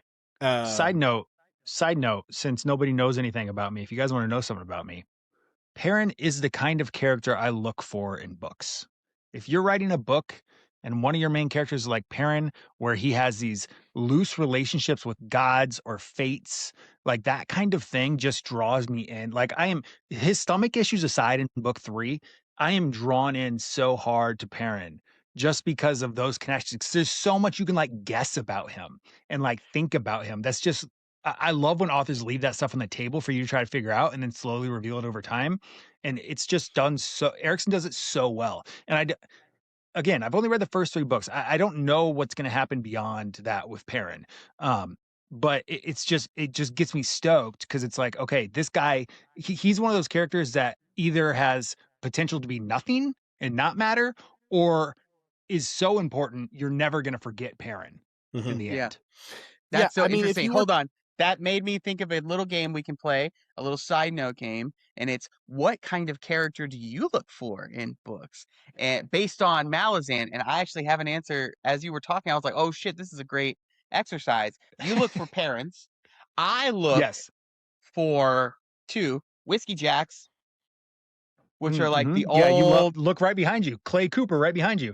Clay Cooper is grizzled. Like, old. They're tired, but they're duty bound. They love, they hate it, but they need to do it, and they just like they're a very reluctant hero. I love a reluctant hero, and I love the slightly autistic, really badass character, which is Tool in this. Like funny on accident, like probably a little on the spectrum, and also just a complete fucking badass. And those are the 2 characters that I look for. Yeah, those are good. I might have a book you're gonna like, Maurice, if you like Clay Cooper / Whiskey Jack / Tamis / a little reluctant, over it kind of guy. Yeah, I love that. His name's Bran, and he's in this book that 3 beta readers have really loved. He's pitching you his own book, the motherfucker. Is he? Is he? He's like, what's the name of this book? I have one of those in my book too. I love it. Tell me. I have one of those. Well, see, luckily on my book, we focus on just 2 people, not 48. And you'll be able to lock in. I have the second one in my book. So if you haven't read Chella's Gate, I have the slightly on the spectrum. Who is that? Who's the spectrum one? Oh, okay. Yeah. She is so badass. Dot's definitely a little bit on the spectrum for sure. And unintentionally like the funny. Way responses. Oh yeah. Yeah. Yeah. Man, in terms of characters I look for in books. Like what characters get you going? That's like this is a generic answer. I love an Andamander Rake character, right? Yeah. Wow. He's just like, what I like is the larger than life kind of presence, right? Another character that we don't know enough about yet to say this, but I think would fit in the same category as like a Kaladin Brute. I like characters that have like a reputation before you meet them. And then when you meet bigger them, than their own myth, almost. Yeah, that you learn why they're perceived that way. I really enjoy. I have one of those too. I have one of those in my book. Nice. Cello. I gotta finish. I gotta read your book. I gotta finish. You haven't read his book? I've started it. Really? Okay, you want to know the honest to God truth? The honest to God truth is this: I am slow when I'm reading physical or ebooks, and you don't have audio, so I can't like do Not audio. Yet. Coming soon. And so, I have started it, but I'm slow. I'm slow with. Dude, I read Maurice's book in like 2 days. It was 2 sittings, and it's not a short book. No, it's not. But that sucker. Well, okay, so I started the ebook, and then I got the physical from you, and I was like, maybe I'll read the physical. And I opened it up, and the way you have formatted the print, I was like, no, I got to go back to the ebook. It's too close together. I can't, my eyes don't like it, so I got to go back to the ebook. Hold up. Yeah, listen, this is probably a me problem. Don't worry about it. Says the guy reading Malazan on mass market paperback. I'm not reading it on paperback. I just have the paperbacks. Huh. Yeah. Hey, you haven't seen how I formatted my book, have you? You haven't seen it. Oh God, I haven't opened it. No. Hey, you had it there. Print. Just show us. Well, it's on my TBR shelf. He actually traded into Half Price Books for. Oh shit! For like 85 cents, maybe. Also, did you notice that he said I haven't opened it? That's so much worse. Hey, I don't even have a book to open, so right. I don't. I do want to clear something unless I'm going to finish them or DNF them. Yeah, that's flip through it. That's a fair point. Look at it. See? Bro, you have 7 lines on this page. That is not true. That is not true. And I have been complimented on its readability. I've been multiple times complimented on its readability. They do sell large print books. They do sell large print. It's not large print. Yeah, that's it. It's not large print. It's so we could get more pages. So it's 12-point font. No, you need 14-point font, dude. That is 12. It's 12. It's 14. 12 points, double spaced, just like in college. So double spaced. My book's going to be crazy. My book's going to be. It's actually like 1 point. 11 point single spaced. It's be like 8 pages long and 90,000 words. I've gotten a lot of compliments on the formatting in my book. It's fine. I have not gotten any compliments on a book. It's nothing about you. I just here. Let me see if I can. Hang on. 10. Jordan is going to be pissed. We need to wrap this up. We need to wrap this up. Jordan's furious. Go ahead. Okay. Push us forward. I only have an hour left, so I need to move too. Honest to God, me too. We got it. Okay. So chapter 23. All right. We're talking about accidental ascension. So we talked about Perrin. Lorne's end. Is it a tragedy? Will? No. I don't consider it a tragedy. Okay. She earned it. She did a lot of shitty stuff. It's not like it's not like she's a good guy. So you don't feel bad that she was betrayed by the Empire that she gave everything for? I feel bad, but she had opportunities. Here's the thing. Every character in this book's had opportunities to walk away. They've all made choices to put them where they are.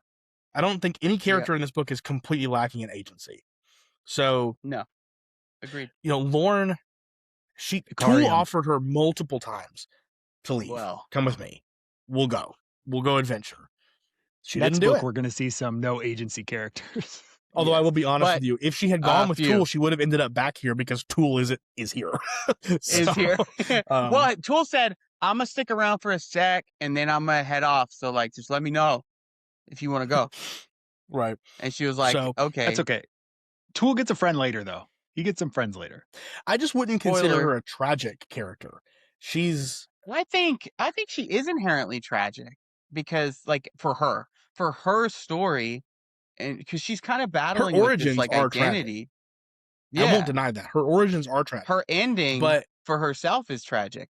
Does she deserve it? Yes.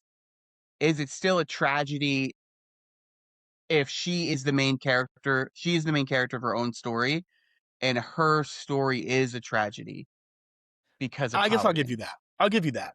Yeah, in the context of her own narrative, yeah, it's tragic. I don't consider her end tragic because I think that she brought it on herself and it was deserved. Yeah. So, yes. God, in Corporal Blues, dude, what a fucking badass. Yeah. Dismantles her. She's so outmatched. Yes. Yeah. Yes. We said something about the Crimson Guard, who the Malazans have been fighting, because we just saw one of them. Yeah, if they're all that strong, it can't much of a fight. Well, I think it's been Fingers who was taking out Surat. So that's another level of power there too. Yeah, I mean they're just fighting Tista Andy and the adjutant of the Emperor on another level, dude. Yeah. And these dudes don't come back. They're just not in the books anymore. Really? They are. They're mentioned loosely. A lot of their stuff happens off screen in this. You do meet some higher, some members of the Crimson Guard. They kind of make appearances similar to this book, but they're never the focus of any of Erickson's books. And I think that's because when they were forming the world in their tabletop game, I think that Esselmont came up with the Crimson Guard. That's my theory. That is, I'd love to ask Steven Erickson if we can get him on the Crippled Steven Pod Erickson when he's on for the Crippled God. Yeah. Yes. I would love to ask him, how did that come about? Who came up with what? What characters were played? Which ones did you play? Which ones were they actual characters or were they all NPCs? I want to know, man. I just want to know. Yeah. Let's talk about the confirmation that Rake is a dragon. It's not really a twist, right? We're just it's like, hey, yep. Yeah, it's your boy. It's a super badass scene too. This art here. That's so good. I love that one. So good.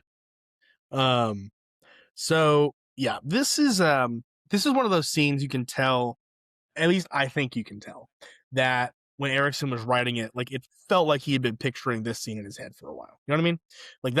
That's how I would look at it. I think, as writers, you have that experience where you are writing, you have a scene in your head and you're writing to that scene. And then that one you really go in hard on.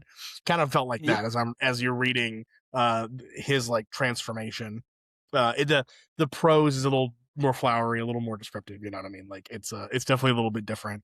And you've been thinking about that one when you're going to sleep at night. Yes. Yeah. You're like, I got to get to this. Erickson does some I love his purple prose when he gets going, but he uses it sparingly. I'm a fan of purple prose, though. I'm not a person that hates purple prose.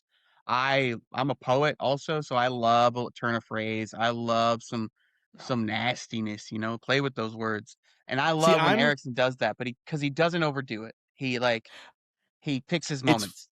It's funny because I typically don't. Like purple prose. I am very utilitarian. It's just how preference. Murakami. I was gonna say I can tell by his hat, McCarthy, but yeah, my hat. That's Red Sea, dude. Kami. He said Murakami. I know. I'm going Kami. Because your hat. Isn't that the Bears? Isn't that a Bears hat? No. No. No. It's Cincinnati Reds. He doesn't know. Jesus. Cincinnati Reds. No one knows who that is. It's one of the other most embarrassing sports franchises on earth. Yeah. But the scene where Rake transitions into a dragon is pretty sick. It is one of the best, like, coolest scenes in the book. I think that's fair to say. And the fact that it's like precipitated by this conversation with Cruel standing on his belfry. It's a very, like, well, we talked about this. It's the Wishbone Sea, but it's not the same Wishbone Sea. Maurice, we know the sea. You don't have to show us the sea. I was like, am I wrong? Am I wrong? That's the Bears. No, it's the Wishbone Sea. Lots of sports teams use a Wishbone Sea. We're not the only ones. The Reds and the Bears are probably the oldest ones, but lots of teams use it. But yeah. Teams. What? Dumb teams. I won't even argue. Yeah, it's a very, like, aura farming moment, which about Rake does this a lot, where he just kind of like stands, he just exists and farms aura and, like, says cool shit.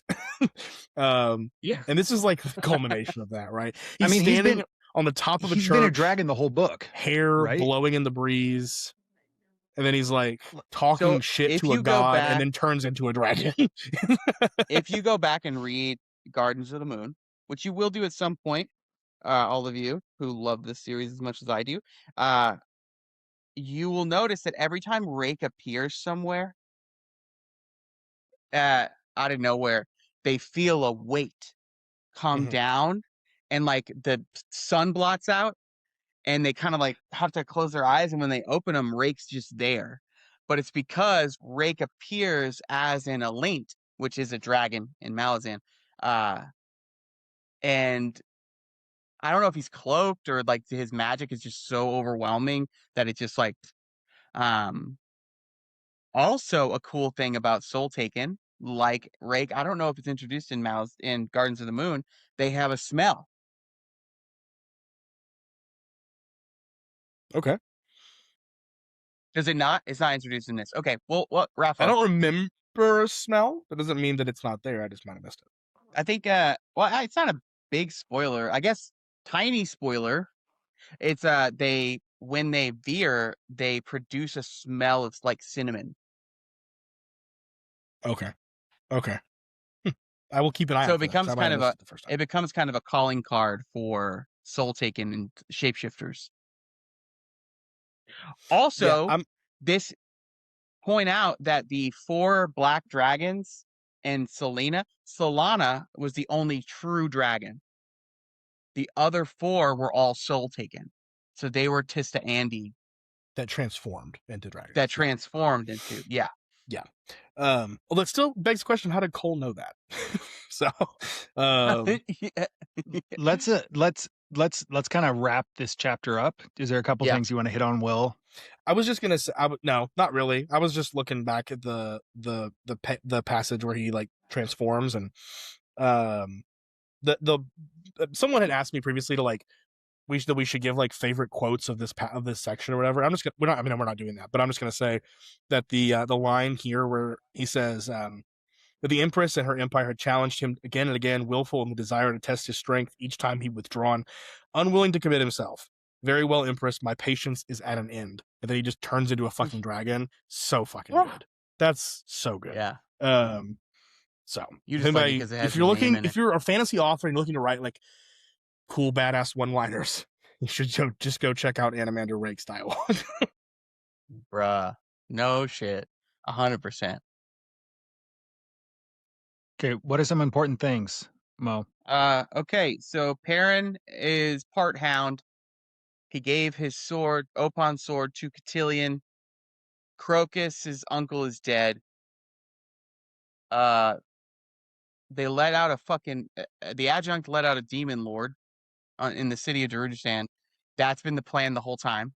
Like, They were going to let out Rake. I guess they were not underestimating Rake. They were like, we're going to let out this jagged tyrant. Then we're going to release this demon lord. And then Rake is finally going to be tired enough that I can kill him with my Otadarel sword. That's been Lauren's plan. Not a bad plan when it comes to trying to kill somebody like Rake. If that's your goal, not a terrible plan. I mean, how? I guess he's still underestimated, but like, what more could you send at him? You know, what more? I'm assuming. Did they know? Well, this might be told later. Do they know that he is soul taken? Do they know that, or is it like a secret? We don't know what they know. We don't know what. So we know they know stuff that we don't know. And I think the Empress has a lot more understanding of things that are happening both on the god level and on like ascendancy level and stuff. So I don't know that we know for sure if she knows. One other thing that we forgot to mention. So Perrin gives chance to Cotillion. He then takes Lauren's Otadarel's blade. So, and then when Opan comes to try to take that sword, he's like, get the fuck out or I'll kill you. Yeah. I forgot about that. I totally forgot about that. Yeah. So that seems like a big thing that Perrin is like, again, fuck off to a god. Yeah. Yeah. Well, fuck Opan, dude. Fuck Opan. Opan, right. what did sorry, I interrupted. You know? Continue, Maurice, with what you were doing. Oh no, you're good. You're good. Lauren's dead. The Crimson Guard fucking rule, and yeah, Perrin has an Otadarel sword. Also, Animator Rake is a dragon.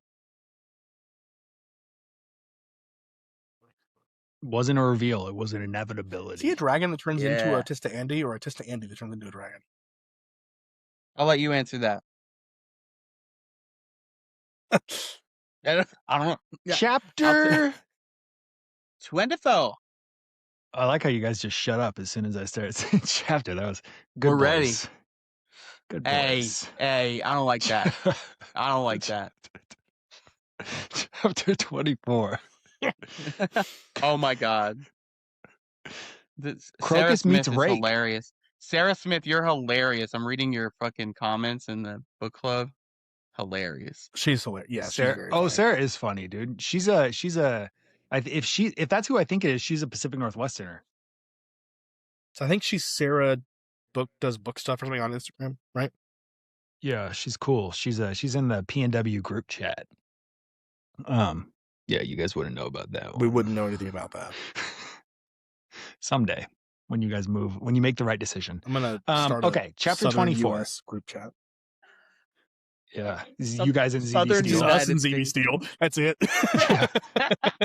Sounds fun. And Jordy. Yes, he can be in it too. Lucky. Okay. Crocus meets Rake. Rake kills the Galen Demon Lord. Baruch and Durudan are attacked by Vorkin. Sarah loses her life to save them, and Crocus hits Vorkin in the head with 2 bricks. Perrin and Whiskey Jack hit up Dewjack again with the bone. Kalam and Fiddler decide to escort Apsalar back to the Empire.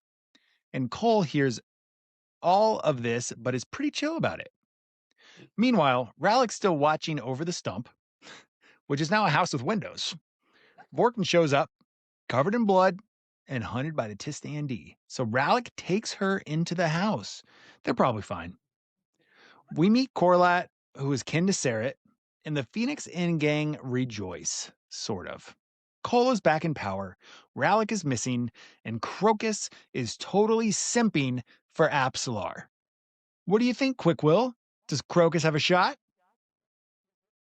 Maurice, did you write these little questions to me at the end of all these recaps? Yeah. I didn't know if you were just improvising that. Okay. No, they're here. Do I think he has a shot? Yeah, I think he does. I actually think he does have a shot. Yeah, with Apsalar? Mm-hmm. I think she seems... I mean, why not? She seems open to it, right? So... But she's a lowly fishing girl. What? I'm confused. I don't know if it's memories. Right. So she does remember being Cotillion. Or everything Cotillion did while he possessed her. Yes. Yeah. Including some of his technique, because we saw her fucking bust a move on Callum. Yeah, I assumed that was like a muscle memory thing, you know? Yeah. So, but we know Callum is a badass, and Callum tried to sneak up on her, and she was like, whoa. I like the very technical description of what she did. That's how I write fight scenes.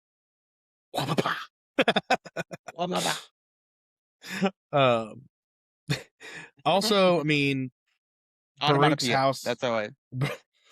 Just like the comic book, the like blam, like it's just blam. This is a big and bold, baby. You can read those words, Will. Baruch's house gets wrecked, so that's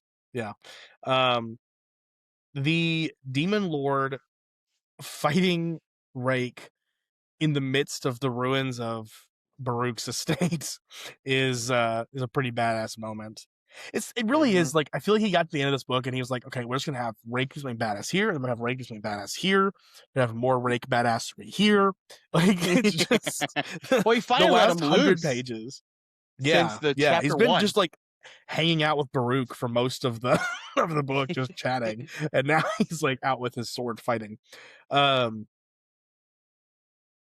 I mean, like, because the demon lords know, like, he's no pushover. I mean, that's like a giant axe with blue flames, and I also liked that when he stabbed him with Dragnapur, like the demon lord was able to resist its pull a little bit. Like, it took longer for him to be sucked into the sword.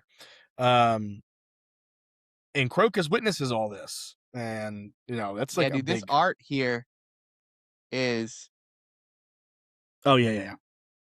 That's Rake and his sword, and the chains coming out of it. Mm-hmm. So fucking sick. Yeah. Yeah. That's how I imagine myself whenever I swing a sword.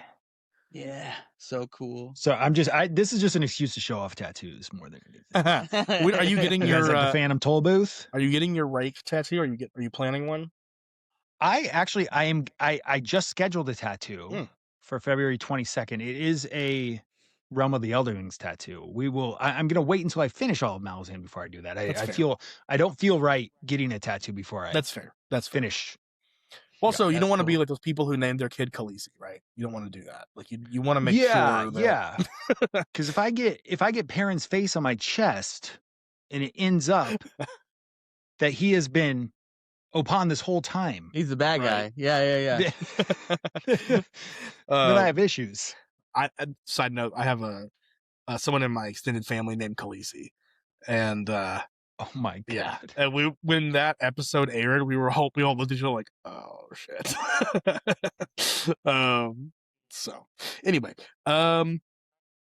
yeah, we also see Vork. What was her name? Khaleesi. Go ahead. Vorkin's collapse. Or after? Before, she was named Khaleesi, like during the show, sometime earlier in the seasons, and then got to the end and.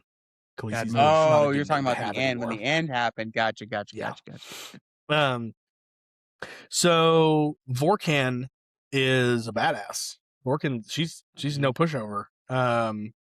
I mean, we know Baruch is quite strong. We know, or at least he has a reputation of being quite strong, and he's completely undone. But then old Crocus to the rescue with a brick. Why does he throw 2 bricks? What do you think was that? That's sick. Like, does he do it like this? Like, he has one in each hand and he just goes and just tosses both? Yeah. I was just thinking both sides. But he throws them. He doesn't, like, I know. That's what I was thinking. I was thinking throwing 2 and then it hits a side. Like, I don't know. I guess in my head I pictured he threw one and, like, missed and threw the other one or something. I don't know. Yeah, which I like that, Crocus came around to do something at the end of the book. That was nice. So, yeah, I mean, he saves Baruch, and but we see. Surratt dies. Poor Surratt. Jeradan also dies, right? Nope. No? Jeradan gets poisoned, but Baruch has an antidote. But Baruch has the only antidote, right? And that's right, because Crocus is like, there's no antidote for that. And he's like, I certainly hope people don't know there's an antidote for this. Yep. And then, gosh, okay. So the end of this is really odd with Rallick and Vorkan. Rallick is almost in like a trance-like state. It felt like to me, like he didn't feel like himself in this scene.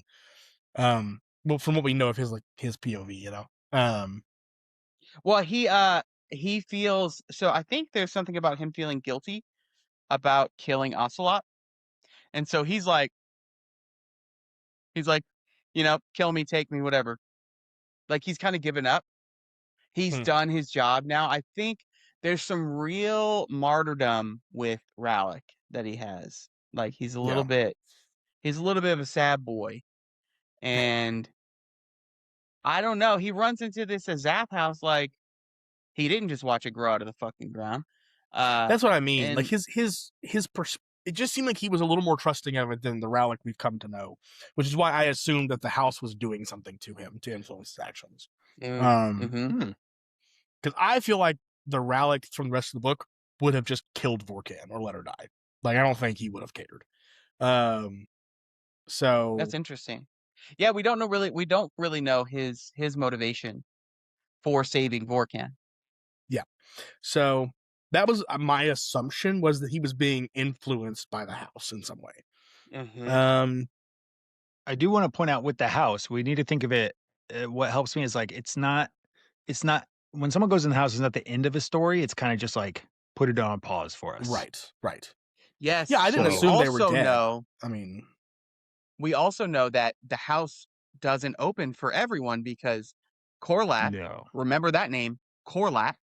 Corlat is kin to Surratt, and she's like, nah, the house won't open for us.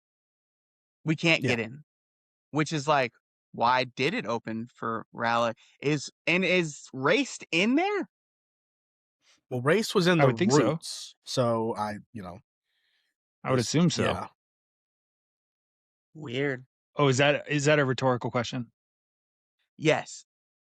Oh, okay. I didn't expect y'all to know, but I like, what's going on in that house, dude? Just a party.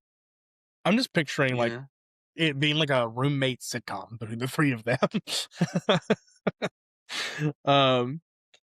Yeah.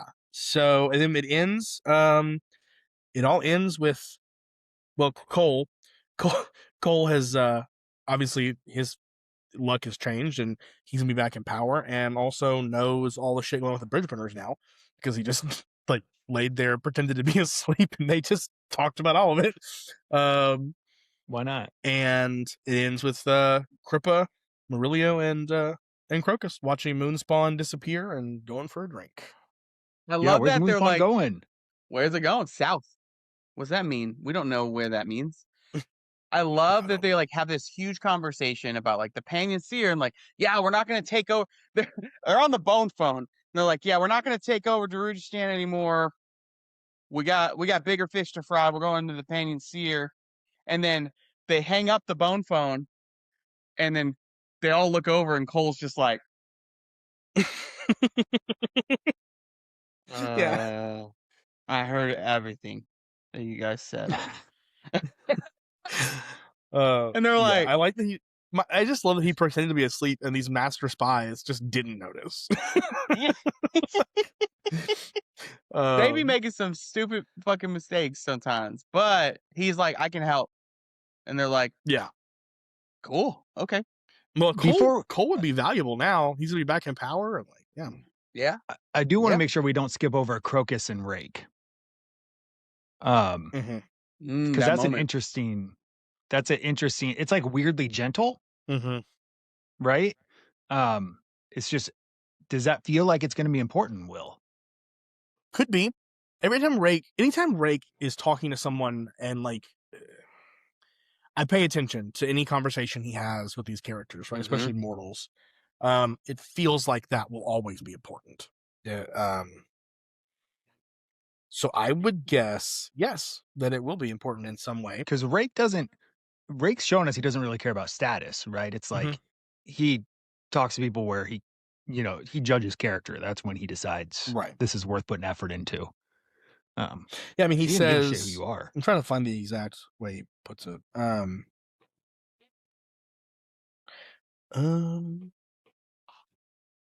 Coinbearer, fear not. Brood has convinced me to spare you, at least for the moment.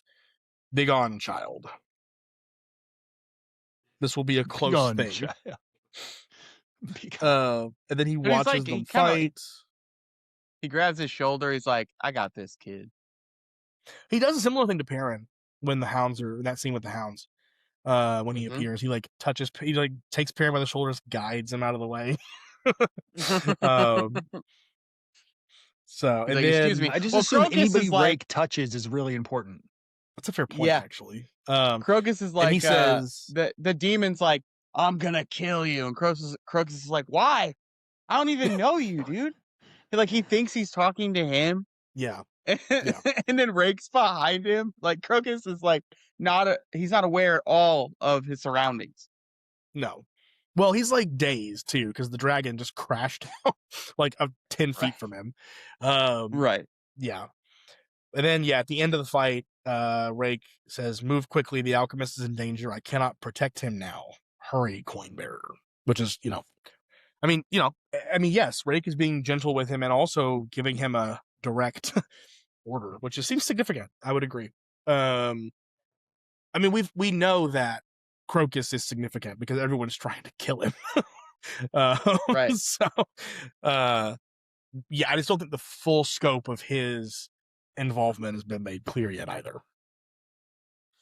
So I think you have a good point in that in the end of this, the people who won, really, who got almost everything, Croup, Rake, I feel like Baruch did pretty good. And I think Whiskey Jack came out on top in minus his leg. Story. Minus the leg. He does have a broken leg and some acid reflux. We'll talk about that in that leg is gonna acid reflux and the acid reflux in that leg are gonna that's that might just be getting older though. I don't know. Dude, I feel like it's gonna be so funny going back to this when we get to book 3. Because obviously we're leaving Gardens of the Moon. Like we'll talk about the epilogue, but like we're saying basically bye to all these people for a while. Because they're minus a couple. Yeah, I mean, Deadhouse Gates is a totally separate story. Because I believe that Fiddler, Callum, Absalar, and Crocus are in Deadhouse Gates, so we still are with them. There's Callum's pretty important at points. I mean, I think. In terms of winners, I would say Cole feels like the biggest winner to me in a lot of ways. Cole didn't do shit. He didn't do anything ass kicked by Lorne. Well, that's actually not true. He got his ass kicked, but he helped Perrin and gave Baruch the dragon's knowledge and helped the bridge burners at the end. So he did things. He was just never directly involved. He was very kind of separated by a degree. But classic white privilege, dude. That's what that is. He never put himself in. Well, go ahead. Let's come back to that. Let's go through. Let's read the epilogue. Summary. Yes. And then we can kind of hit on all this stuff. So, all right, epilogue. Gardens of the Moon concludes with Whiskey Jack worrying about his leg. Moonspawn heading south. Perrin talking to Tattersail in his brain. Crocus joining Absalar, Kalam, and Fiddler on the journey back to the Empire, which is such a fun group. Yes. I'm excited for everyone here. And Circlebreaker on his way to lush retirement. Quick Will, we got to know, man. We got to know. What do you think? Was it worth the hype? Yeah. So I have 5-star, 1-star? I have held back. What's the deal? So I really thought it was about a 3-star, but I'm going to give it a 5. No. So hey, fuck you. But hold on, time out. No. Now, Will, if you did want people to read this book, and you wanted Amazon to recommend it to people, what would you need to rate it on Amazon for that to happen? That would be at least a 4-star, Noah. Thank you. No, so here's the thing. I've held back my review, so I'm going to give it now. And I will put this on Fable in case anybody gets a shit. No one will. Come on, shout out your Instagram. I'll put it on Instagram too at Words with Will. So me and Maurice will share it. I'm not going to share it. I'll repost it. Okay. Okay. I don't get a share. I don't even get a story. Damn. Dude, reposting's so much better for stuff than sharing. Just so you guys know, really? Reposting's better. Yes, because it shows up on people's feeds. It's fair. Okay, so I'll do both. Gardens of the Moon. I gave it a 4.25, and here's my reasoning for that. I kind of waffled. My initial reaction was like, throw a 5-star on it, but then I was like, I'm not sure it quite was a 5-star for me. And I'll be honest with you guys, I'm being more critical of this than I am a lot of my reviews. And the reason is just because we're doing this podcast, I want to provide some content. Yeah. So, in terms of what it did well, I think for me, the world building worked. They will not work for everybody, and I understand that. I enjoyed this method of world building in terms of like kind of throwing you in the deep end and letting things just happen and you observe them and kind of draw conclusions. I enjoyed that. Yeah, it's not going to work for idiots. I mean, that's a fair point. It won't. But to put that in a nicer way, if you prefer your world building to be more upfront, it probably will not. Hand-holding. Yeah. It will not give you info dumps. I would say, like, if you are used to a lot of like modern fantasy, it's going to be jarring at times. That's not a bad thing. I also really enjoyed the prose, like the actual writing. I thought was very solid. It worked for me in pretty much every sense. It's a lot of POVs. I think it's over 30 POVs by the end of it, I think. I saw that somewhere. So it's a lot. It's a lot of jumping around, but I feel like, yes, the destination is worth the trouble of getting there, right? It wasn't problematic for me. It is obviously for some people.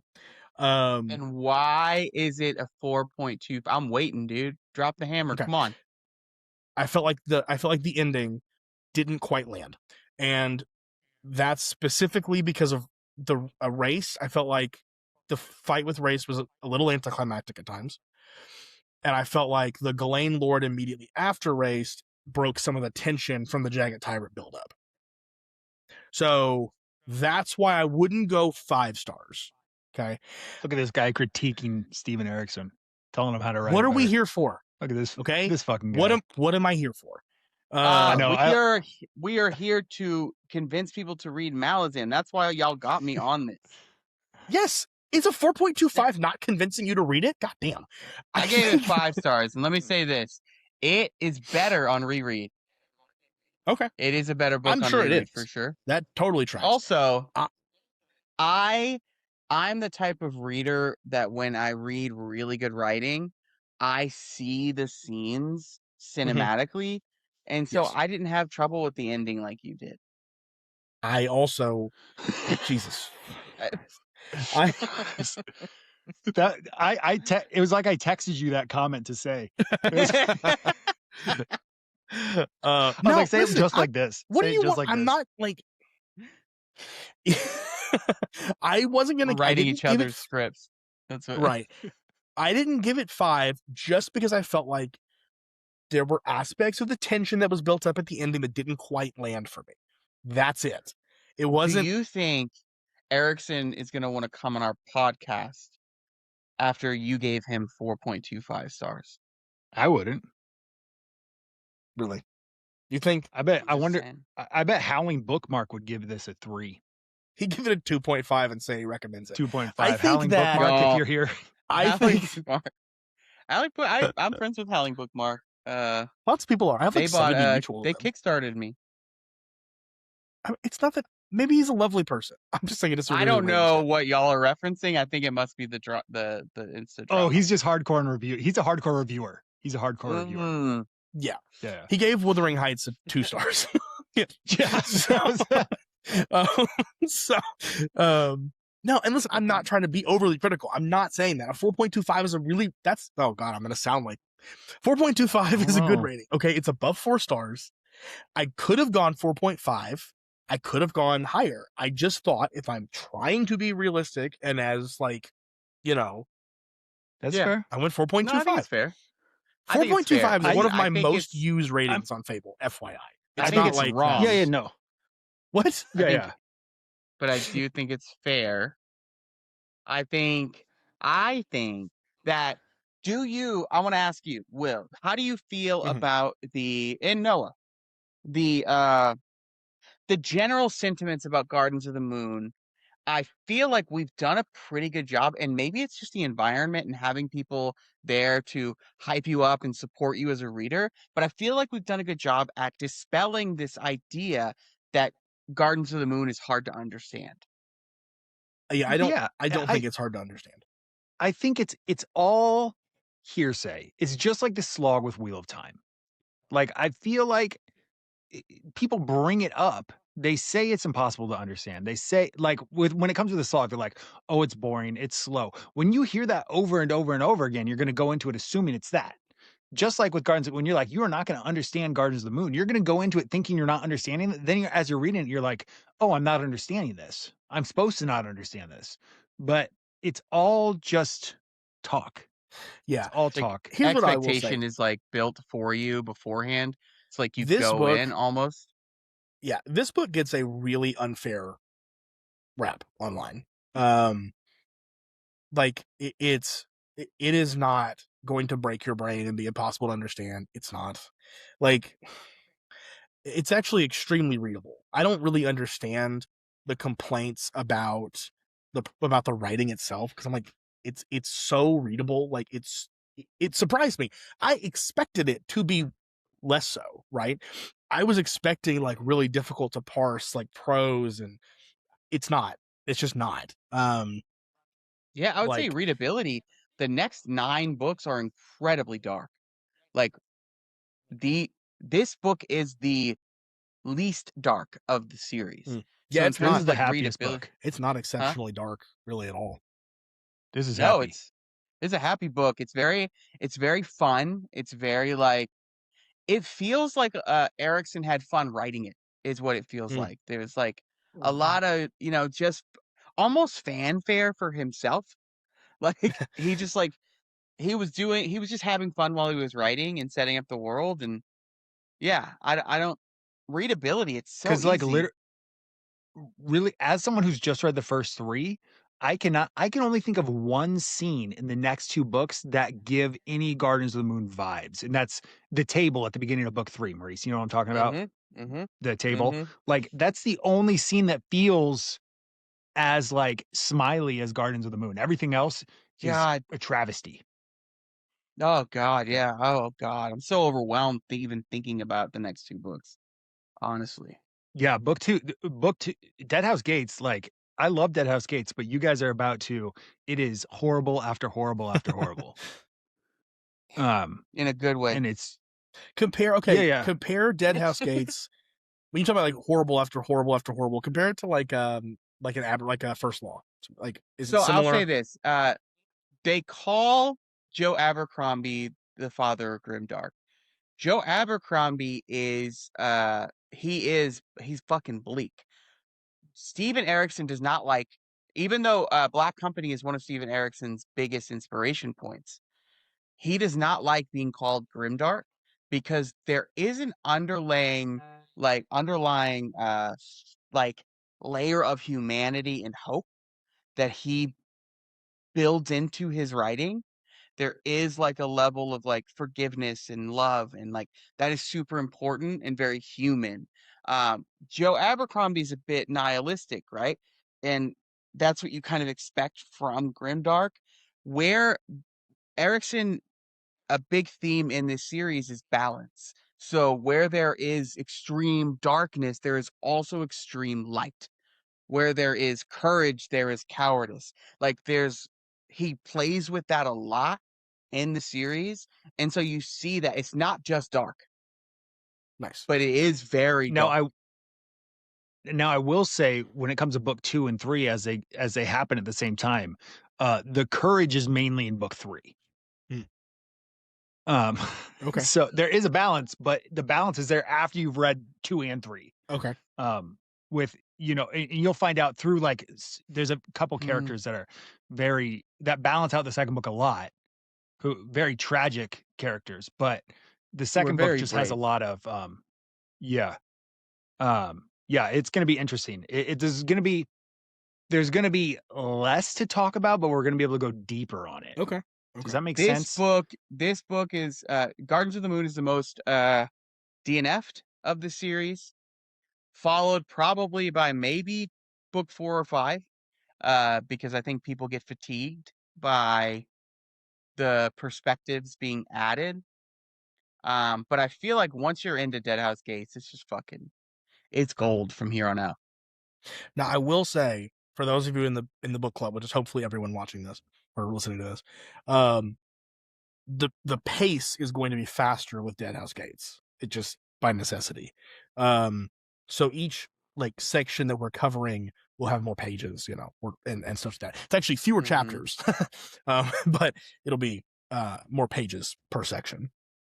So yeah, but yeah, there won't be it won't be as all over the place. No. It's much more. We're starting to Gardens of the Moon feels like the most, at least from what I've read, is the most all over the place. The other ones feel like I'm not going to say modern fantasy, but it's definitely more linear. Well, they are literally more modern though, because Deadhouse Gates was written 10 years after Gardens of the Moon. Yeah, something crazy. So because he wrote Deadhouse Gates while he was trying to get this one published, as I understand it. And what I would do is there's one of my favorite books of all time is called Department of Speculation by Jenny Offel, and it is a beautiful book, and it's an experimental novel, and the way it's written is kind of stream of consciousness. So it's written in. Is it like House of Leaves? No, it's not like House of Leaves. It's written in paragraphs. There'll be a section and it'll have a point, but it feels like you're not getting a story until about halfway through the book. It all kind of fits together in your head, and it's all these anecdotes and one-liners and little pieces of information. You're getting it piecemeal, and then by the end you're like, holy shit, I just watched the dissolution of a marriage and didn't even realize that's what was happening until it was there. And that's how Erickson's books are. Every book is its own story. So you need to think about them as standalones until the end. And when you get to book 9 and 10, that is when it all feels like one story. Until that point, every book is its own story. And just think about it that way. Yeah. Okay. Sweet. Okay. Do we have anything? So I got about 10 minutes. Yeah, I've got to go pick up kids. So yes. Okay. We're going to do this. All right. You ready? We're going to do a draft. They're going to pick who wins. We're going to post our teams we're going to go. I'm overwhelmed. Okay. Reese is getting 5 characters. Will is getting 5 characters.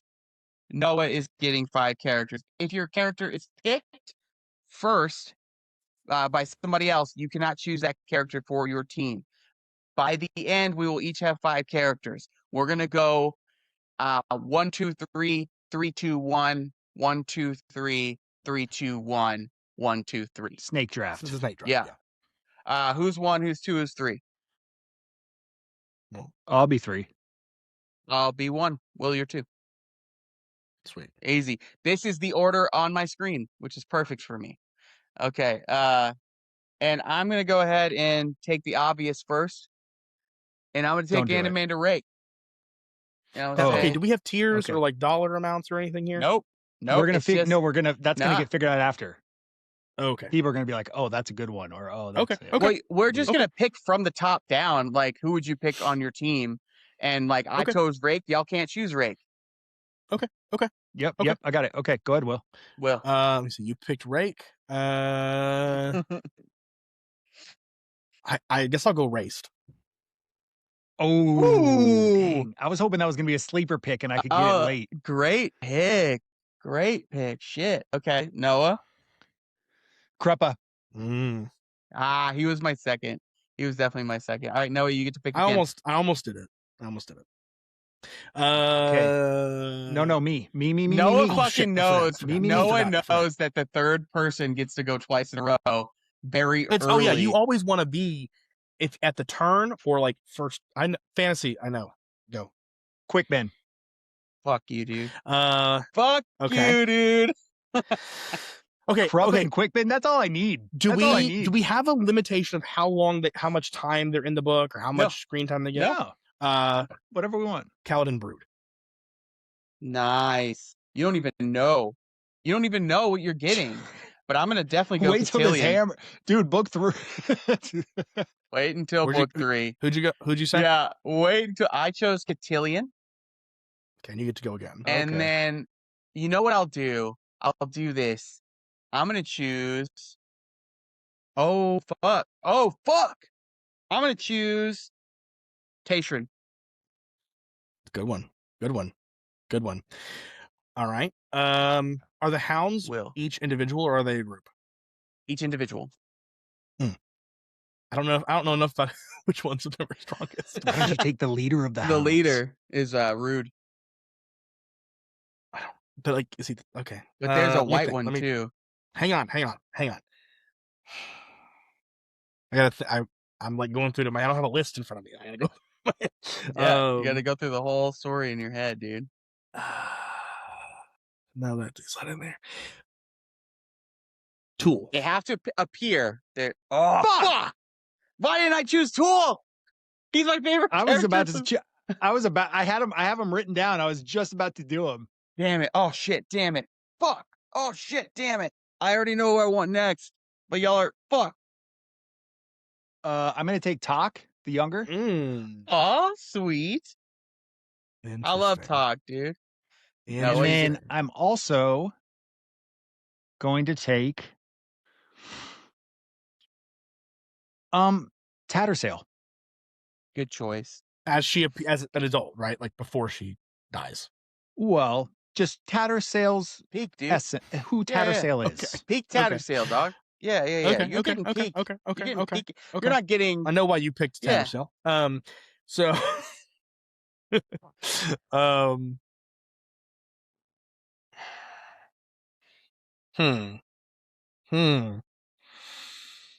I'm trying to think of like who's still available. Lots of people, dude. Yeah, lots of people, but like wait. The dragon. What's her name? The real dragon, the red one. Solana.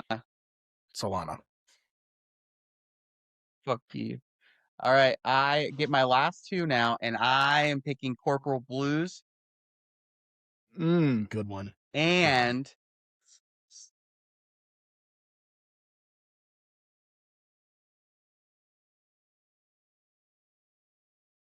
okay, I'm stuck between 2. And it's crazy that these are the 2. I don't want to say the 2 because I think I know one of them. I'm going Fiddler. Oh, okay. Nice. Okay. Sappers can kill anybody, you know? Yeah.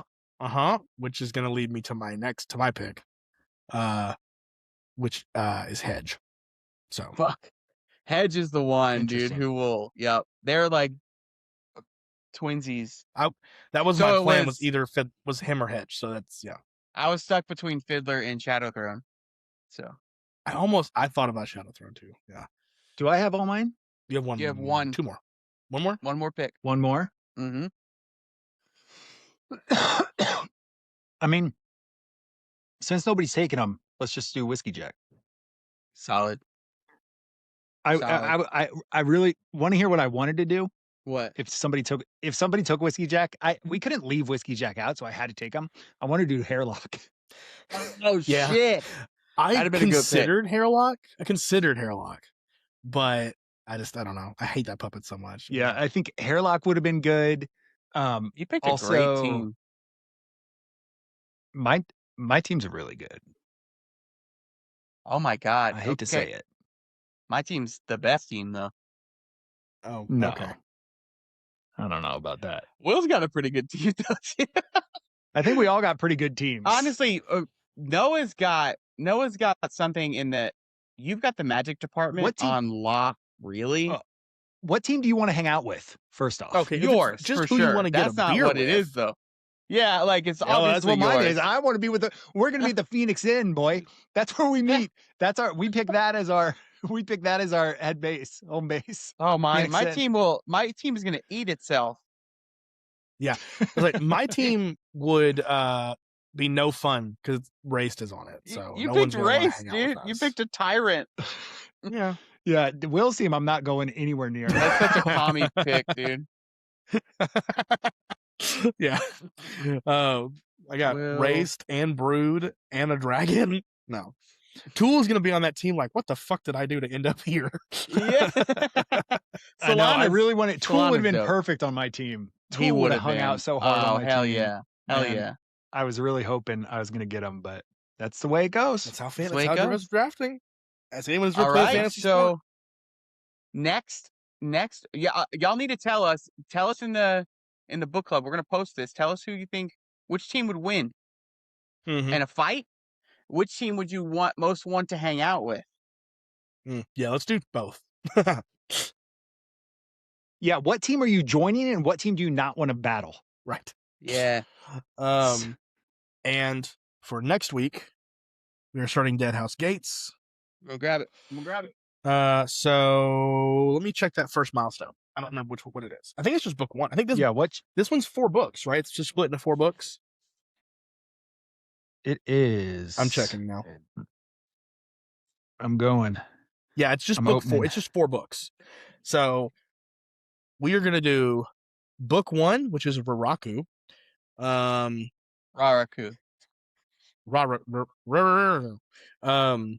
I don't know how. We're going to find out how he says it together. Yeah, I'm going to start the audiobook. We're going to find out. Yeah. I'm just ready for some Ikarium and Mappo, man. Those are my boys. And also, Jason has some Ikarium art also. He's posted. Well, yeah, because Ikarium's dope as fuck. Well, that's going to be good conversations. Yep. All right. Yep. Let's end it, boys. That was good. Two sub 230. Not bad. That's not bad. Good for not bad. We so that was You're a good one, Jordan. Yeah. Lots of no. You know what? Fuck you, Jordan. Last week was a little light on Malazan content. This week, it's all Malazan, baby. This is all Malazan content. We're deep diving Malazan this week. So with very brief discussions of font sizes, Will's poor eyesight. He probably needs glasses. And what did we talk about? Noah's nose. My nose. Yeah. Very briefly. So, and Will's got a big head, and he made a drink. Oh, and Will hates mothers. Yeah. Yes. And Noah is being real weird about Black History Month. I don't know why.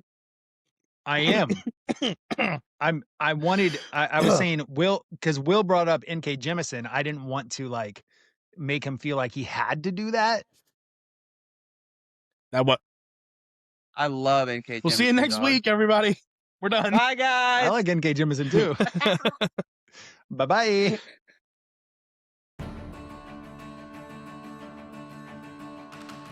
Hey, I'm Will. I'm Maurice. And I'm Noah. And this is the Crippled Pod. You are listening to an unsponsored podcast. If you would like to sponsor this podcast, please reach out to us on our Instagram page.